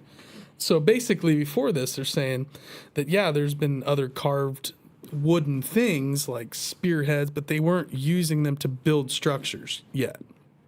They weren't, when you carved out, you can't just take a big giant tree. Like, you got to work the wood, work that log to be able to create a cabin, to be able to make a structure, right? Right. And so this is really the first time that they've found anything like this that's really advanced in terms of construction, wood construction. This find, it says, has changed how I think about early ancestors. Forget the label Stone Age. Look at what these people were doing. They made something new and large from wood. Study co-author and University of Liverpool archaeologist Larry Barham said they used their intelligence, imagination, and skills to create something they'd never seen before, which we were just talking about, right? The creativity. Right. These people were creative. They're not these, like, Neanderthals, like the Croods, the movie The Croods. I know, that's nothing like... They're not just, like, hiding out in some damp, dark cave. Right. This idea of Throwing shit cavemen. at each other. Were they ever cavemen? I don't know if they were. Unless it's like these early hominids. But even Homo floresiensis, and they all had tools. They weren't even Stone Age. They weren't walking around with a club like Captain Caveman, dude. That's all garbage. Captain Caveman!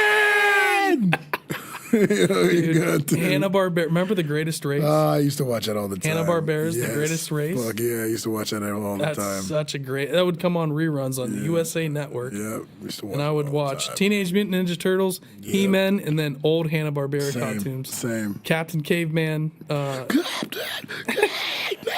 He was lit, dude. Yeah, he was the man, lit. dude. He was the man. His son was the shit, dude. Oh, what was The little one, I can't remember his name, but he was always coming to his rescue. That's right. He always bailed his son Captain was Caveman always out. helping him out. Yeah. Because he's... His son was they portrayed him as a moron. right. Oh, It's shit. so funny.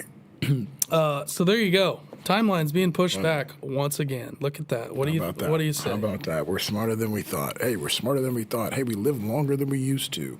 Hey, we're better than we used to be. Yeah, but really we still had the same capabilities, kind of. You know, we weren't building iPhones, you know, those kind of things, but it's a different type of, we were still creative. Yeah. They were making art. They had some kind of communication. So this next one, Newsweek science article by Aristos Georgiou. Bub usually reads the hard words. Sorry if I'm butchering that. Aristos. Archaeologists discover previously unknown language from ancient tablet. I see Bub holding it down in the comments, by the way. How are you, sir? We're having a good time. We miss you. We need to have Eric in when Bub's in. We just I know, that would be fun. A super legit, super chill hangout, be strange fun. happenings on the next one.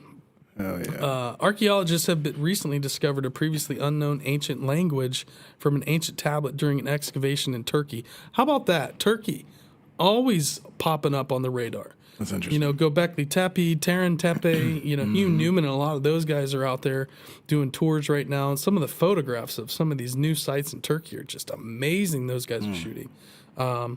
So according to the Julius Maximilians University, Würzburg in Germany, wow, butchered that. A public research university, the lost language belongs to an Indo-European family, which includes hundreds of related tongues that are all thought to share a single prehistoric ancestor. This is interesting.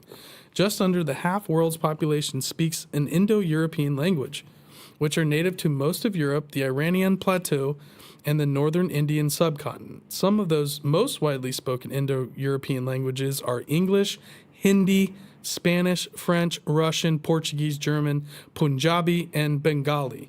Interesting that the Indian languages are very, very similar. And this is something we talked with our buddy VJ about a couple times on the show. And his ancient Tamil language is one of the oldest spoken languages in the world. And so that's what they're talking about here. These are, and I really should send this to VJ's probably already on this, giving presentations about it, has dug 10 feet deep on the subject. Prehistoric ancestor. What does that mean? So these are people that were predated the Punjabis and the Bengalis and the Portuguese. So all of these groups came from a common ancestor in ancient times. So there's these people. Where did they come from? A lot of people say the Caucasus Mountains, but I don't know. I think a lot of that's been kind of, you know, a lot of people want to say, well, these white invaders came down to India and started all these advanced civilizations, and I don't think that. I think India was always a strange, ancient place and had its own culture for millennia and millennia. But, you know, who knows? But we all share all these common words throughout all these languages. And there's words in Tamil that are the same as Native American and Hopi languages and different Native American languages. Here we have, it's like, why is that such a similar word all the way across the ocean? You have a Native American word that's similar to this ancient language in India? What? Huh. Right.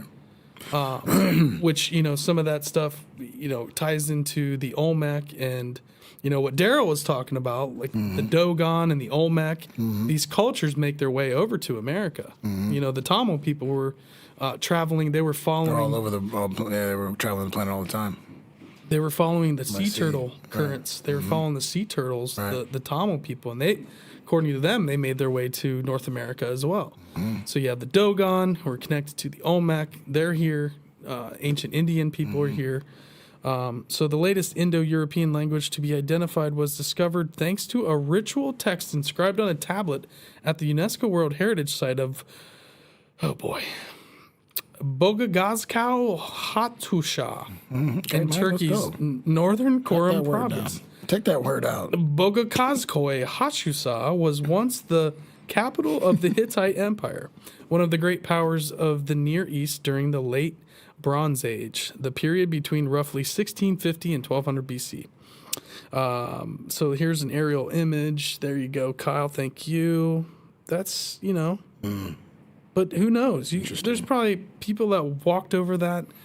You just have no idea in those spots in Turkey. Like, I think that whole area is just one giant archaeological site. I mean, they're just tripping over ancient sites in Turkey right now.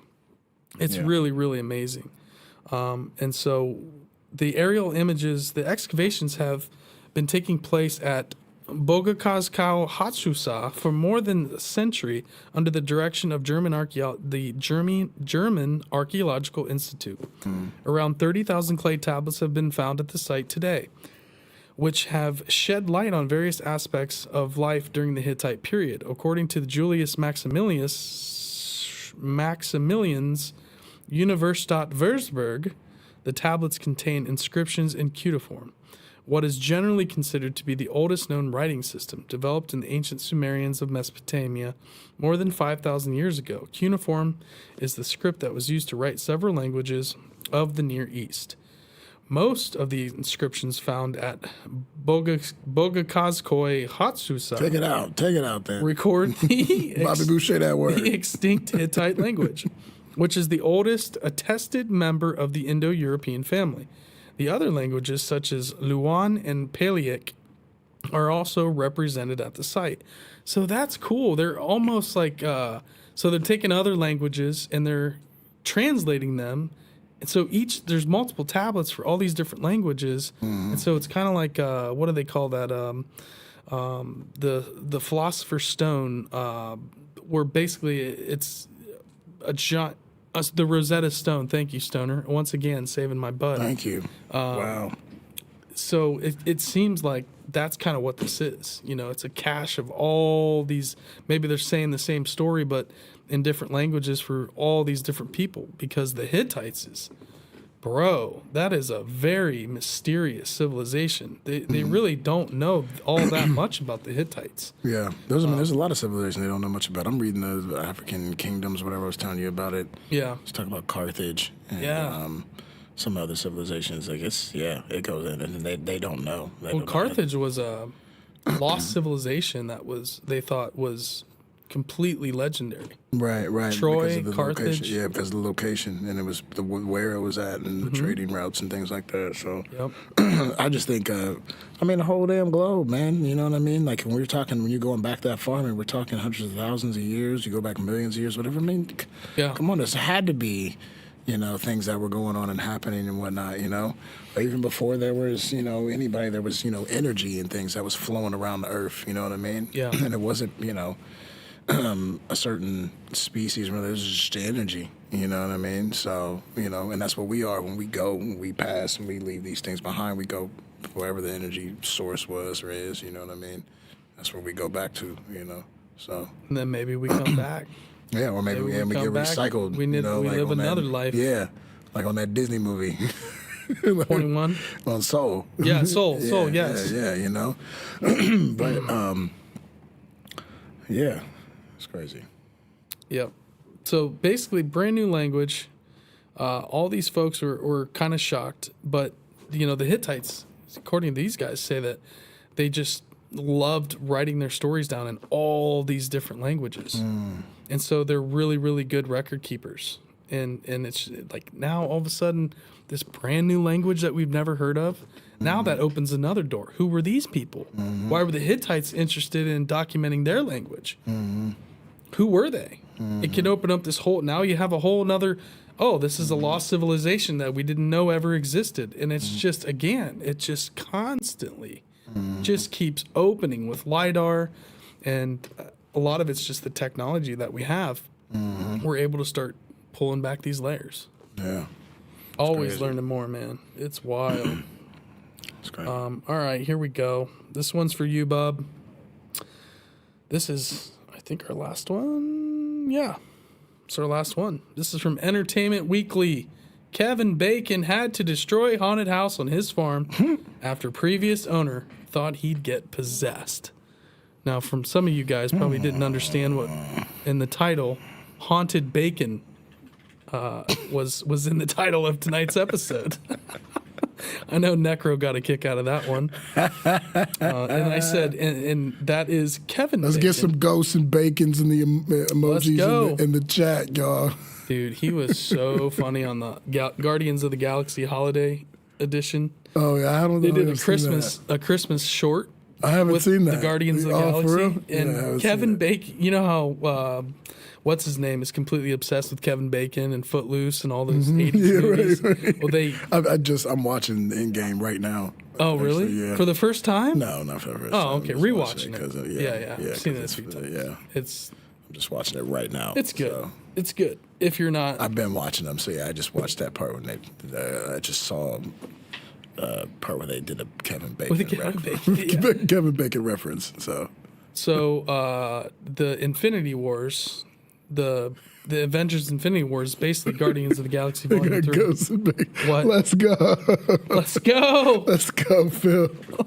Mopar Phil, dude, he's on it. Mopar Phil is on it. Some ghosts All right, and bacon. let's in the get that chat, bacon. yo. So here we go. This article is by Emily Travis. Thank you, Emily. Kevin Bacon is sharing the spooky stipulation that came with purchasing land next to his Connecticut farm.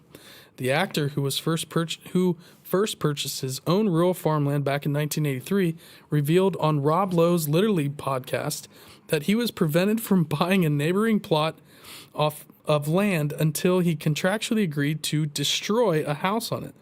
That the original owner believed it was haunted. One of the pieces that was bought had an old house in it, and the owner didn't want me to own the house. It was an abandoned house that he had grown up in, Bacon explained. We kind of went back and forth for a while on it, and then eventually I said, listen, you can't sell me a piece of land, but not sell me the house that's on it. Like, that's just weird. What if you sell it and there's somebody that's just living basically right up in the backyard?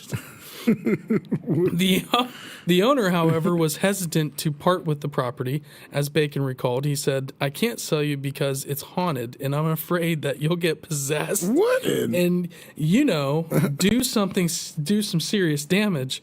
Bacon noted that they ended up going back and forth on this haunted house thing for a while until they finally came to an agreement in the contract that they had to destroy it within a month of purchasing the home. Lowe, a supernatural expert in his own right, then interjected, please tell me you went and spent a night in the haunted house?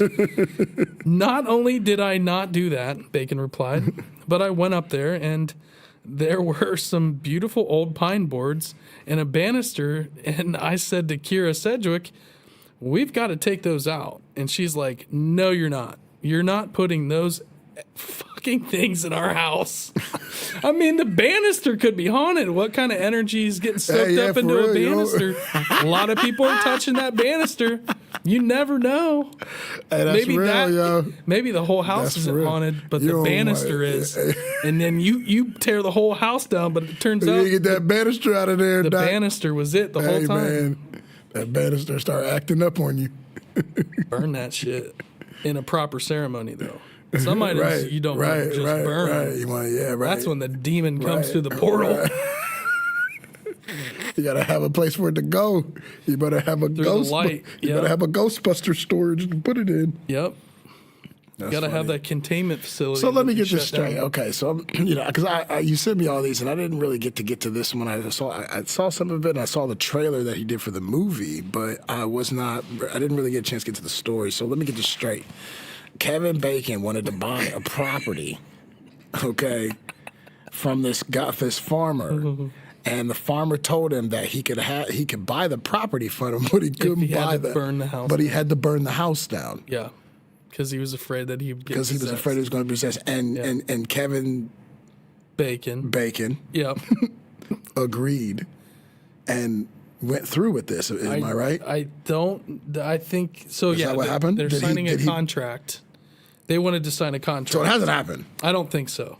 So here we go. He also revealed why the landowner believed the house to be haunted in the first place. It was a long story that had to do with Native American who lived in the 1700s, had been murdered by a colonial soldier. He recounted. The owner had Ghostbusters there. It was a whole thing, a whole long thing. Oh, wow. While he eventually acquired the land, there you go, along with a fair few goals and miniature ponies, Bacon has yet to actually see any supernatural activity. You've been in scary movies, and I always find that when you're in a scary movie, everybody wants to know, well, have you seen a ghost? Yeah, have you Do ever you believe in experienced ghosts? scary He said. stuff? The thing I always say is, I would really love to, but as of yet, it hasn't happened. But hopefully someday it does. Be careful what you wish for. You look into the dark, it might look right back at you. Yeah, well, you about to find out, Kevin. Kevin? You about to find out, Bacon. Tread lightly, Kevin. You about to find out, Bacon. It's never happened to me. I don't know. That's the final last words. Yeah, then all of a sudden you're covered in some type of substance and with feathers and shit. And everybody's like, what's going on with him? I don't know. He went crazy. And then next thing you know, so Kevin Bacon says, I wish I kept the house up. Bacon joked that would have been a great episode of Celebrity Haunted House, which I have watched. So he did. So just so I'm clear, he did not burn the property yet. He purchased the house. He's purchased the house and he's keeping the house. He hasn't burned it down or knocked it down. Well, let's keep an eye on him. Well, keep an eye on that bacon. You don't want it to burn. In the case of the haunted house across the road from Tom Johnson's rock shop, they knocked down the house, built a Dollar General on the land. Guess what? It's still haunted. Dollar General's haunted now. Yeah, man, it don't matter, man. So what are you gonna do? Bacon better listen. He better burn that damn house down. Get some shamans, some priests. Exactly. He need to burn that damn house salt down and just build another one in a different location. Yep. Just slightly move it. Yeah, just move it a little bit and be cool and just because I don't know. Could be the opposite of Footloose. Which was lots of fun and dancing. This could be the opposite of that. Lots of death and trancing. It could be the opposite of Footloose. Tread lightly, Bacon. Turn into Mitch McConnell out there. Tread lightly, Bacon. Yeah, right. Just get stuck like Mitch. Stuck One like day, Kevin Bacon just gets Mitch McConnellized because he bought a haunted house. Memes going around with Mitch and Bacon talking about they're both possessed. Jesus. Well, no, wow, that's funny. Let me check it and see if we got anything else. You had the one. And Bacon. Yeah, let me check and see if I missed anything on the article you had. Nope, not really. Yeah. Well, yeah, man. That was good. Bro. That was a good one. We had definitely some major tangents, which is always welcome. This was fun. Thanks for having me. Yeah, bro. You're welcome anytime. This is great. It's been a while. We need to How many episodes have you guys done since we've done? I think. What episode is this? What episode is so this? Strange Happenings, Stoner. I'm going to lean on you on this one again. Is this 28 or 29 or 30? Stoner?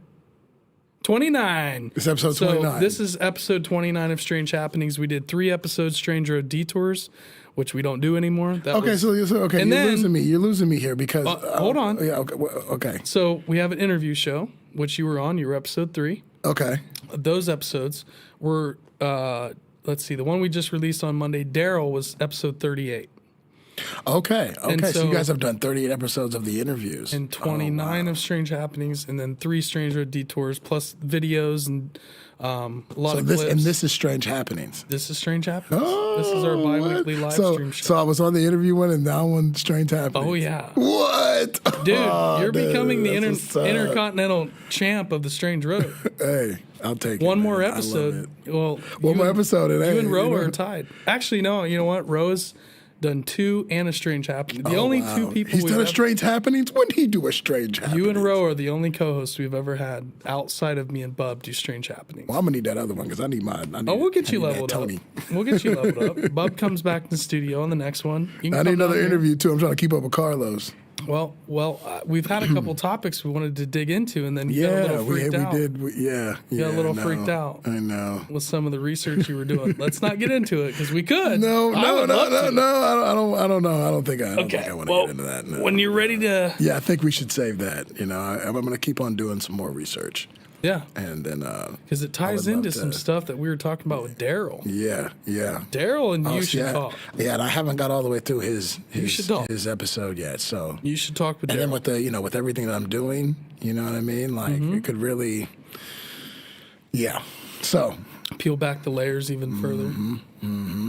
How much more can you handle I think I'm all right. I think I'm okay. of just peeling back the layers and just I think all? I'm good.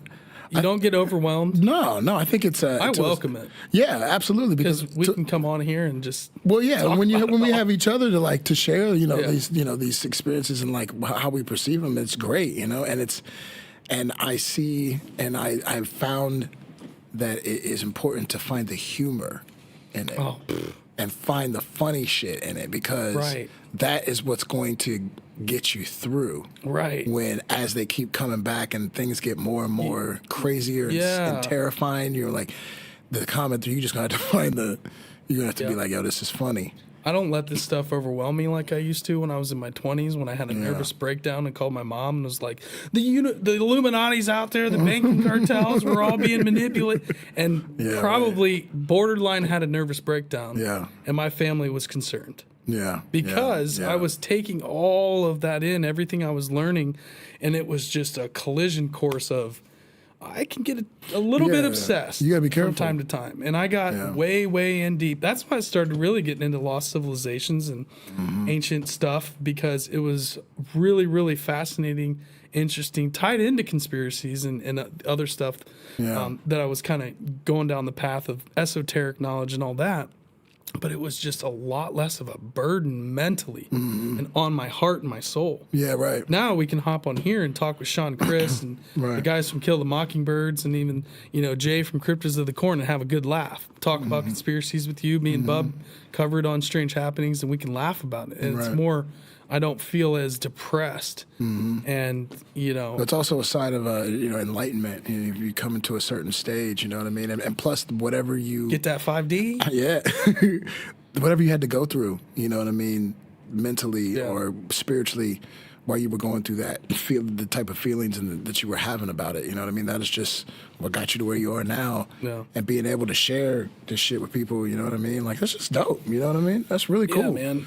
You know, and it's just it's all about the humor. It's like finding the humor and laughing about it, and just being able to laugh about how how Drive yourself crazy it cra- is. you'll Yeah, because drive yourself you'll drive yourself crazy because into a depression. Yeah, if you laugh, you can keep that balance. You can kind of keep yourself in the middle a little bit. And it's hard to laugh at everything, you know. You don't want to laugh at everything, but And I'm sorry, but Mitch McConnell, if you don't want us to laugh at you, man, you need to go somewhere and sit your ass down, bro. For real, you need to go somewhere and have a sit Coke and a smile, bro. Get yourself a Coke, Sit some down, apple man. juice. For real, man. Sit down. Biden, you need to go sit down somewhere. Trump, you need to go sit down somewhere. String cheese, all y'all need to go snack. sit your ass down somewhere. For real, y'all too old. Have a I'm little sorry. string cheese. I love old people, but y'all got too much responsibility right Bro. now. You need to take all that away from y'all, and it's just not going well.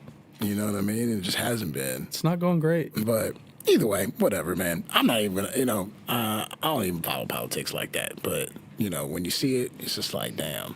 You know what I mean? Like, but focus on your own. You know what I mean? Your Right. own stuff or whatever. Focus on your hustle. Yeah, focus on your own stuff and get your things done. And then when you are confronted with the crap and with the BS, you just keep it real and you just be like, nah, Yeah. I'm good on that. You know what I Right. mean? And then That's why I listen to when a it lot gets of to critical music, mass, too. you got to protect yourself. You got to protect yours, and you might have to fight for it. And that's life. You know what I mean? So ain't nothing. That's nothing different. So Yeah, people, you can't lay down, man. You know, they're trying to take this and that, and That's what they constantly want. They want you to lay down. lay down, take a time Get out, and lay down. Like But- stay property. Yeah, I don't know. I think a lot of people are hopefully, we move in a direction where we're just, not going to put up with this shit anymore. Right. Yeah. Yeah. Well, it also, goes into like, when you're focusing on other things, you're focusing on vibrating at a different frequency or higher frequency. So some of that stuff doesn't even become, you're not even aware of it anymore because it's not even on that plane. Right. It's not even on your plane of existence. You know what I'm saying? If we think of like 4 or 5 dimensional beings, whatever, they're like the shit that we, complain about, shit, they're not even thinking about that. You know what I'm saying? I would imagine. You know what I mean? No, do they I think could be wrong, but like we think? You know what I'm saying? Yeah, but it's or are not they like, just in the moment, right? Constantly in that moment, in the present, always. Where right. we're always either looking backwards in time, or we're looking at our phones, or we're looking for the next thing. I can't wait till the weekend. I can't wait till next week. And then all of a sudden, the summer's gone. The year's gone. Guess what? Yeah. It's October. It's about Halloween. It's going to be Christmas like that. Yeah. This whole year Flew just by. evaporated. Yeah. Because they had us all worried about, so many things that we can't control. Yeah, Number we one, have so no much of this control over stuff we can't control. Nobody has any control It's over like it. 180 people in our sphere that we can actually relate to situational, in your tribe, in your community. There's not really that many. We don't have the ability to take in all the data from what's happening around the world. No, it's impossible. Let alone even 100 relationships that we personally have. Right. You can't even keep tabs on that. Right. Let alone the ones that you have no connection with whatsoever. Right. I think But yet we that's where rely we're on all these guys. Yeah, So right. much. I think that's what we're coming to. A lot of people are coming to realizations, you know what I mean? That like we don't even like the things that we are seeing on TV and and hearing on radios and like things like that when it comes from all of these major places and things like it's like it's starting to look like bullshit. It's really starting to look stupid, you know what I Yeah. mean? And I think we're all a lot of people are just coming to that realization. They're just like, Yeah, it's like 10 shades of horseshit. yeah, and they're just like, ugh. And then some people are just hanging on to it because of pride, ego, and like Yeah. they just don't. They don't want to be wrong. They don't want to be wrong. Yeah. you know Especially what I mean? the COVID stuff. Yeah, like people don't want to look Talk and sound about stupid. bringing masks back and all that. Like, come Yeah, on, people just bro, don't look and sound bro, stupid. are we dumb? We're not dumb. These are techniques to control people. Yeah, Like, if you don't have kids, I'm sorry, but the children did not do well with the things No, that were absolutely, implemented. yeah, the yeah. masks were a You know, big that's- thing. that's I mean, crazy. reading is down so much. Like, our kids can't read, dude. That's crazy you say that because we just did a show. We did a show at the Gehenna Library recently, and we were doing like a workshop, like a songwriting workshop with it. And I had 2 little girls. They must have been 5 or 6 years old. Yeah. They were young. They were probably kindergartners. Having problems But communicating. when I was sitting there, we were coming up with words that they could say along with the beat because they were writing, Yeah. or whatever. And when I was sitting there, sounding the words out of her, she was watching my mouth, and she was going like that, doing the same thing Right. that I was doing, trying to figure out how to say Yeah. the word, and then I wrote it, and then she would trace it.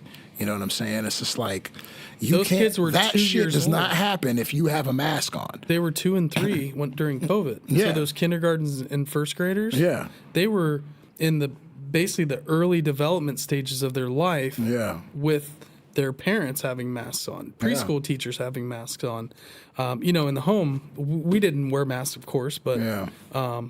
And you compromise your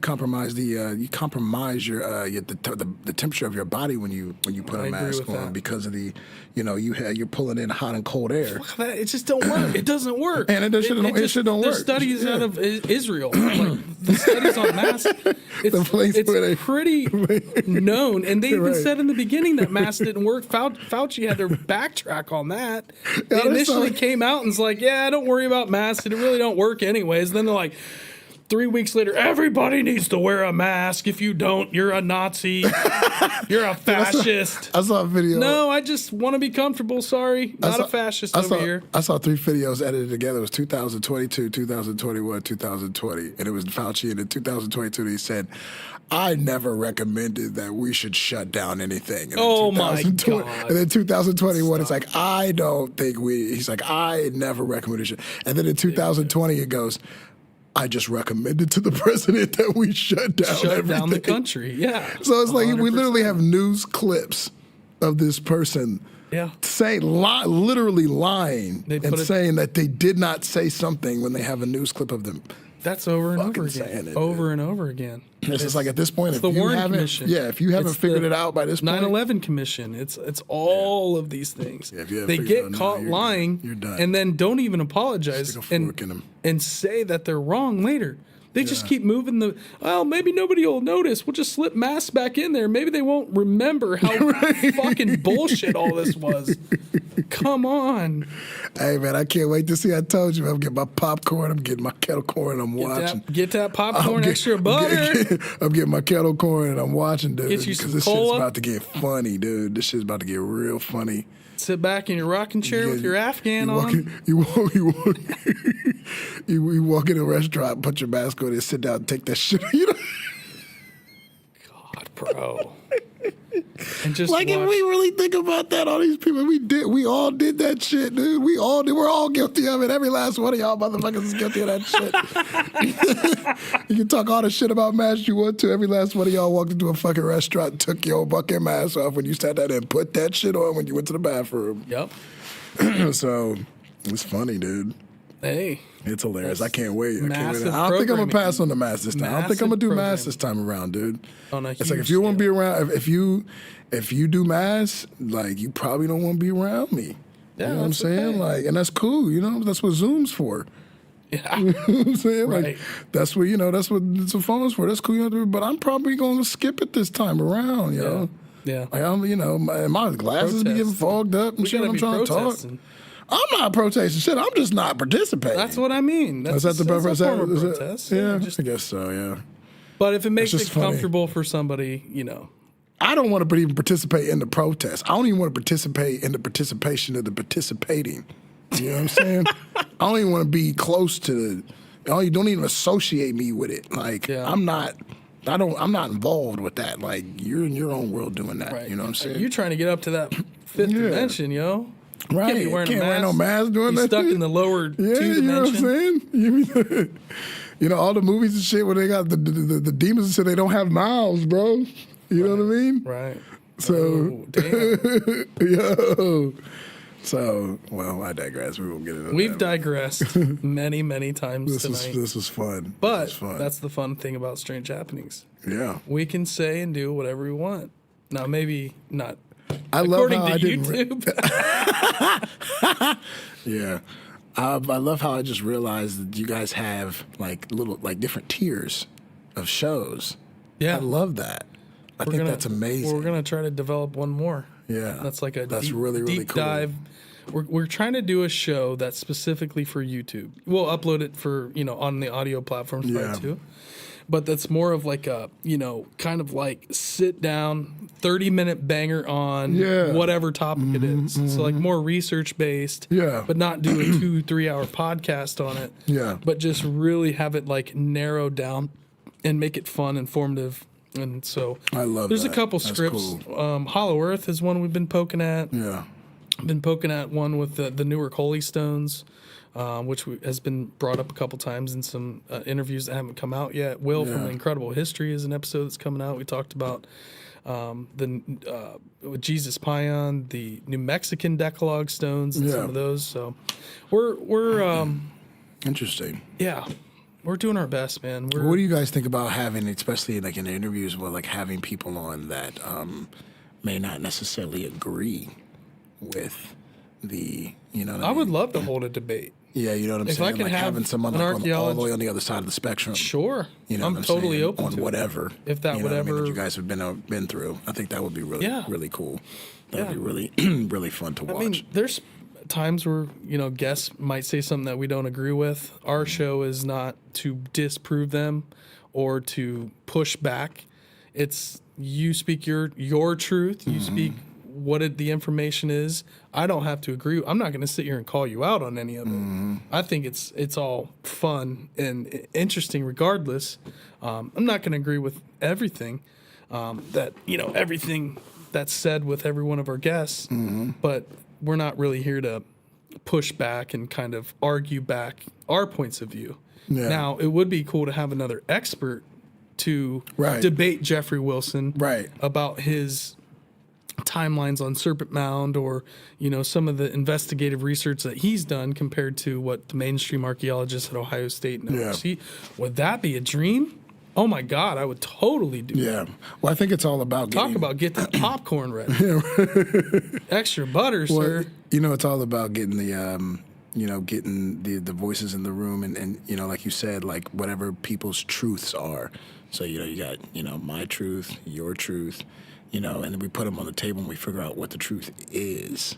Yeah, You and know what I'm saying? maybe we get closer to. Maybe Or we get don't. maybe we don't. Maybe we do. But Maybe at we least get closer. At least the conversations, at least the attempt was had.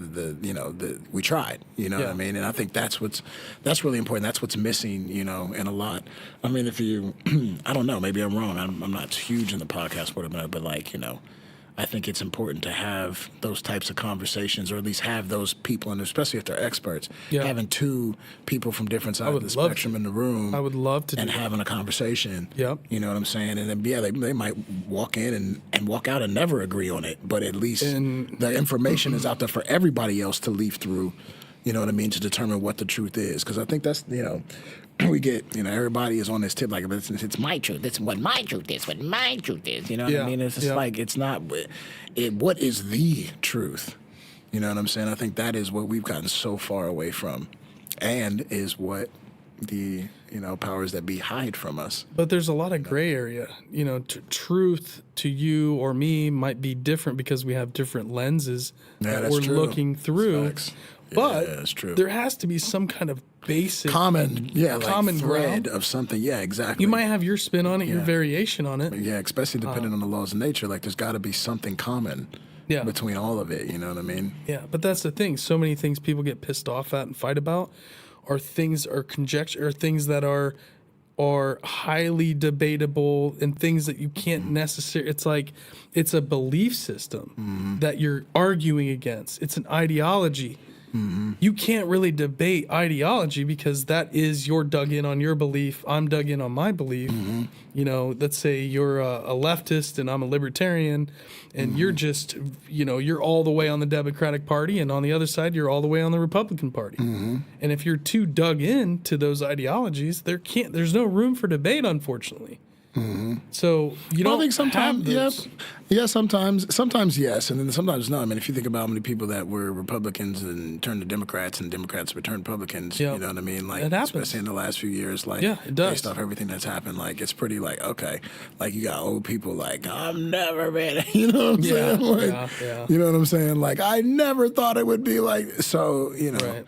I think, I mean, you make a good point about the lens. Everybody, and we all have control over that. We all have control over what we entertain, and how long we entertain it, and What you all put that. in your brain. Yeah, what you're putting your time towards. So, I think that's a big factor. I think that's probably one of the major factors. Whatever, like is time. It's like what are people putting their time towards? You just got to take What are you putting your responsibility, I time towards? guess, right? Yeah, right. Which I struggle with too. I Yeah. got to take responsibility for the information that I can anybody get caught up in, some wild, fun conspiracy that you've taken a little too far, and then you get a little bit older and you're like, damn, that was probably complete horseshit.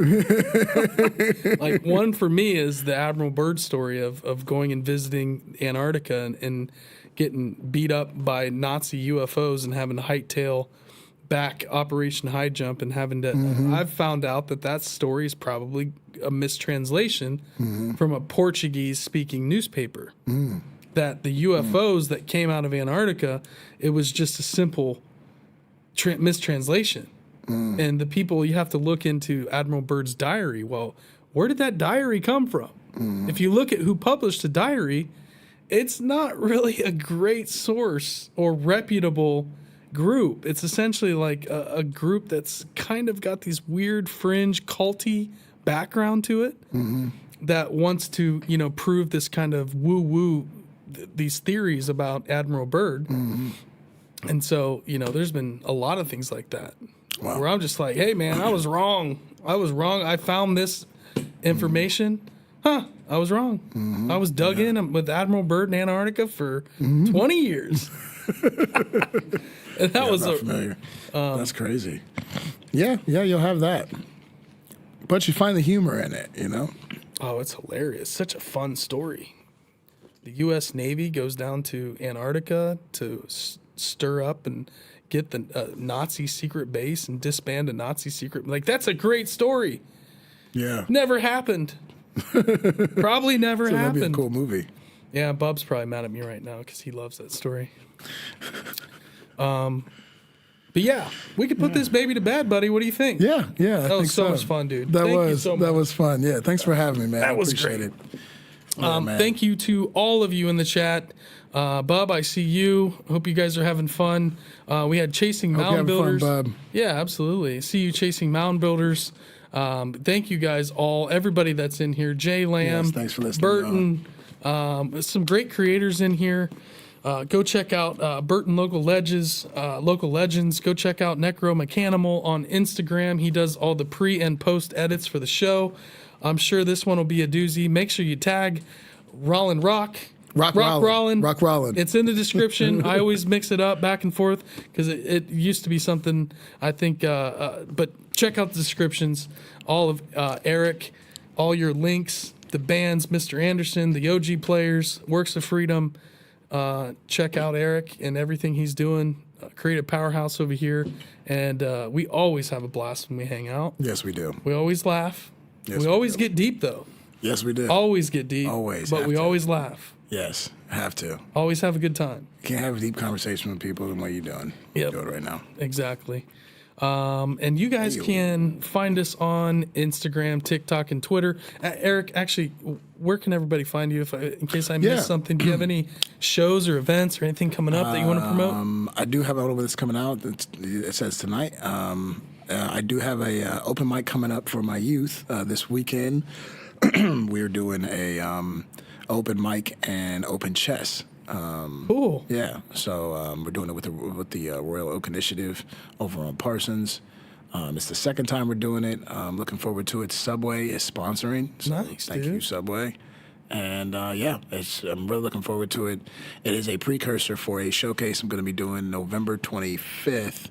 I'm going to be doing a showcase with all of my all the students who have graduated from our program. We're going to be doing a showcase at Flavored Flow Studios on November 25th, and they're all gonna, be performing their own sets. It'll be pretty cool. Dope, dude. So yeah, I would Sounds love, awesome. anybody here in Columbus, please come out. Please come support our youth. They're doing great things, and I really want to encourage them to express themselves in safe, productive, positive ways. Yeah, You know man. what I'm saying? So Those kids are lucky to have you, bro. They yeah. really are. Thank you. Appreciate Yeah, it. for sure. And then Sunday, the OG players are playing at Franklin Park. There's a new series that's starting at Franklin Park, where they're trying to bring back the old school feel at Franklin Park when there was music and They have a little stuff like that. auditorium back there, right? Yeah. That never gets used. Yeah, and it's all gated off for some reason, which is stupid. I don't know who's decided to do whatever, but they need to just make that all open to the public. But we are doing a show at the Palm Room on Sunday.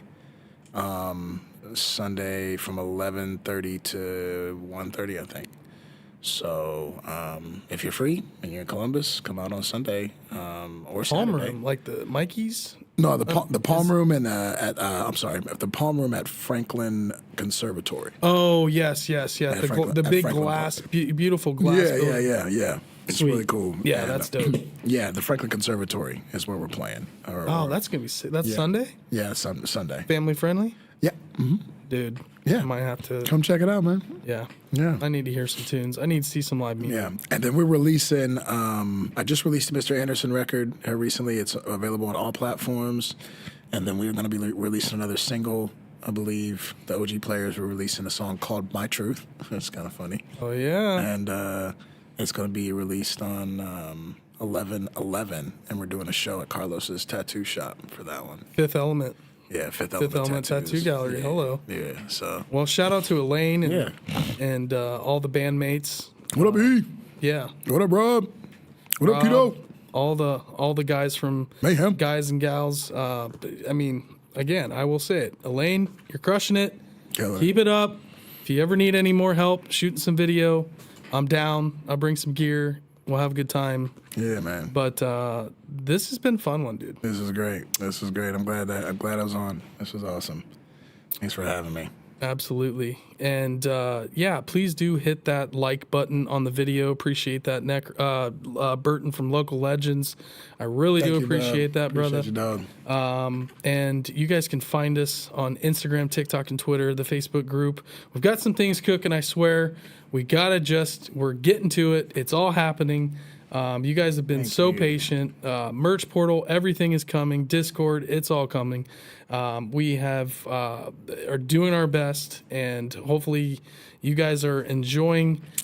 We do appreciate all the likes, the shares, the reviews that people have been dropping us. So we appreciate the love. Hopefully you guys are receiving the love from us, and we're trying to have fun, trying to have a good time, trying to laugh a little.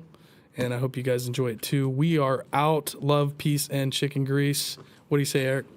Peace. Peace. Peace. And thank you.